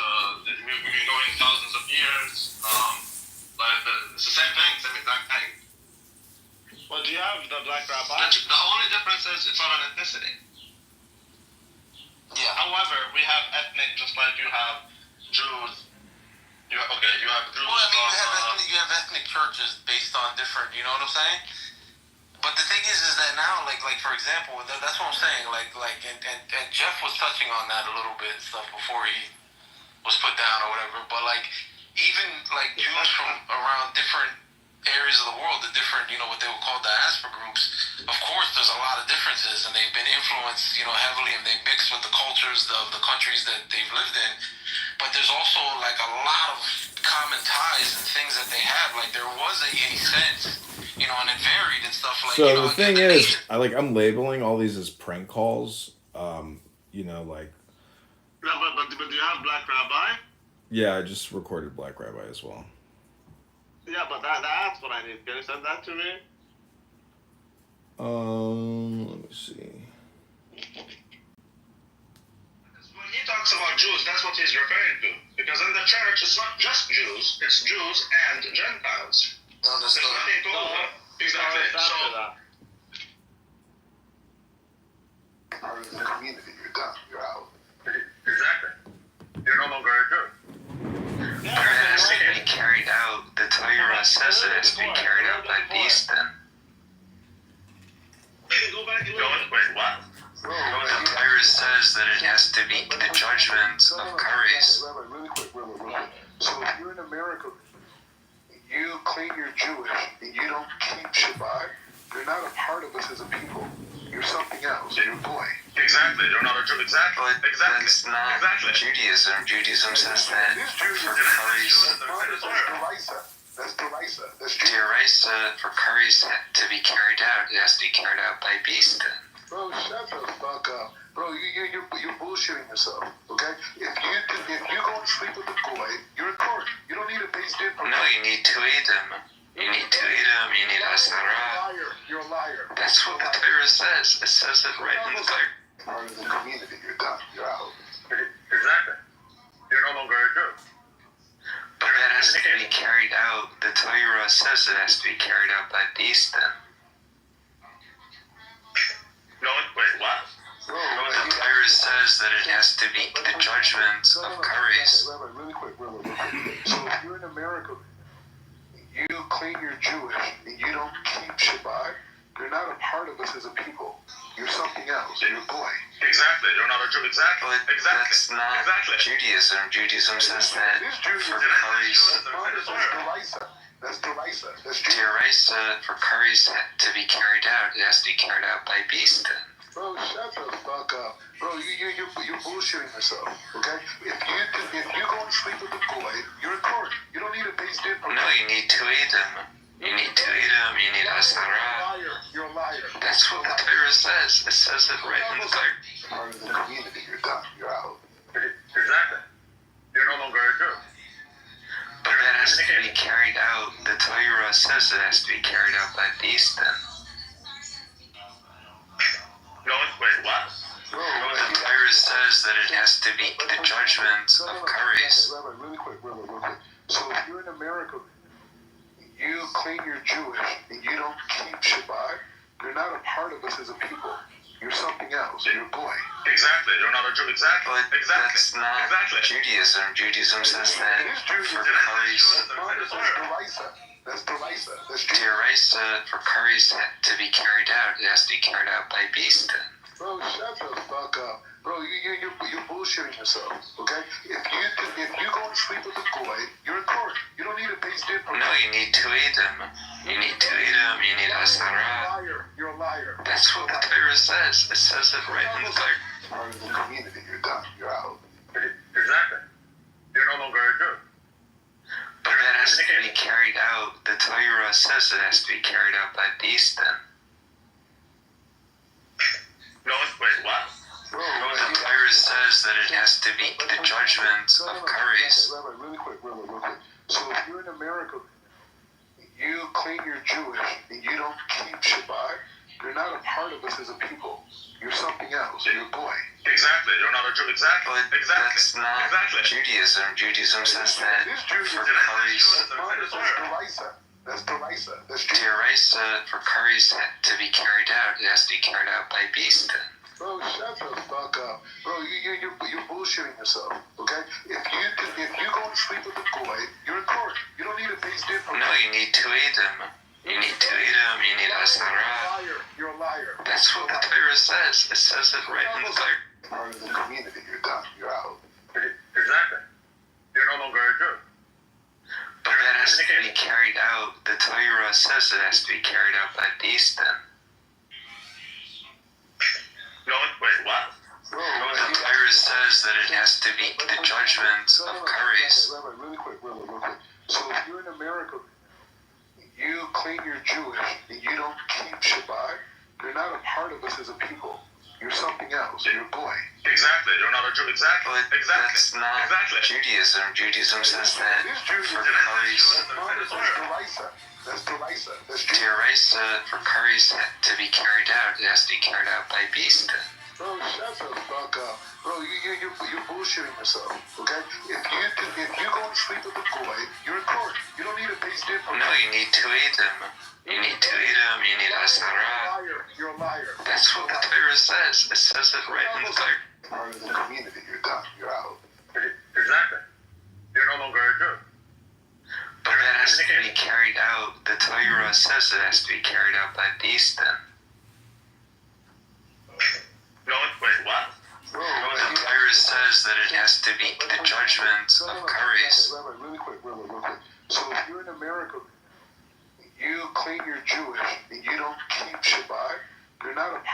as a people. You're something else. You're a boy. Exactly. You're not a Jew. Exactly. But that's not Judaism. Judaism says that for Curry's... That's Derisa. Derisa, for Curry's to be carried out, it has to be carried out by beast.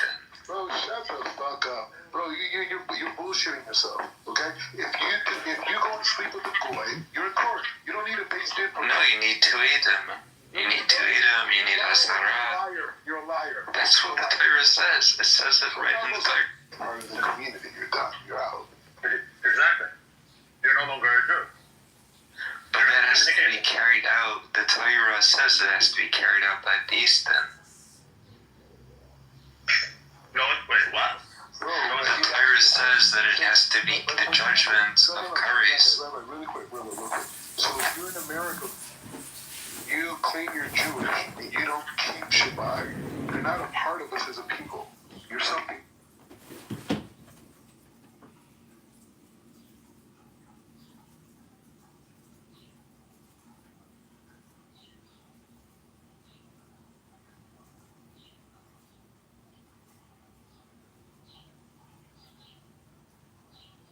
And the game continues.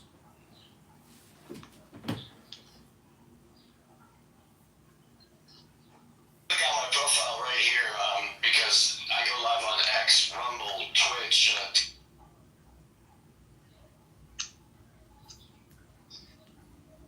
Please don't scroll.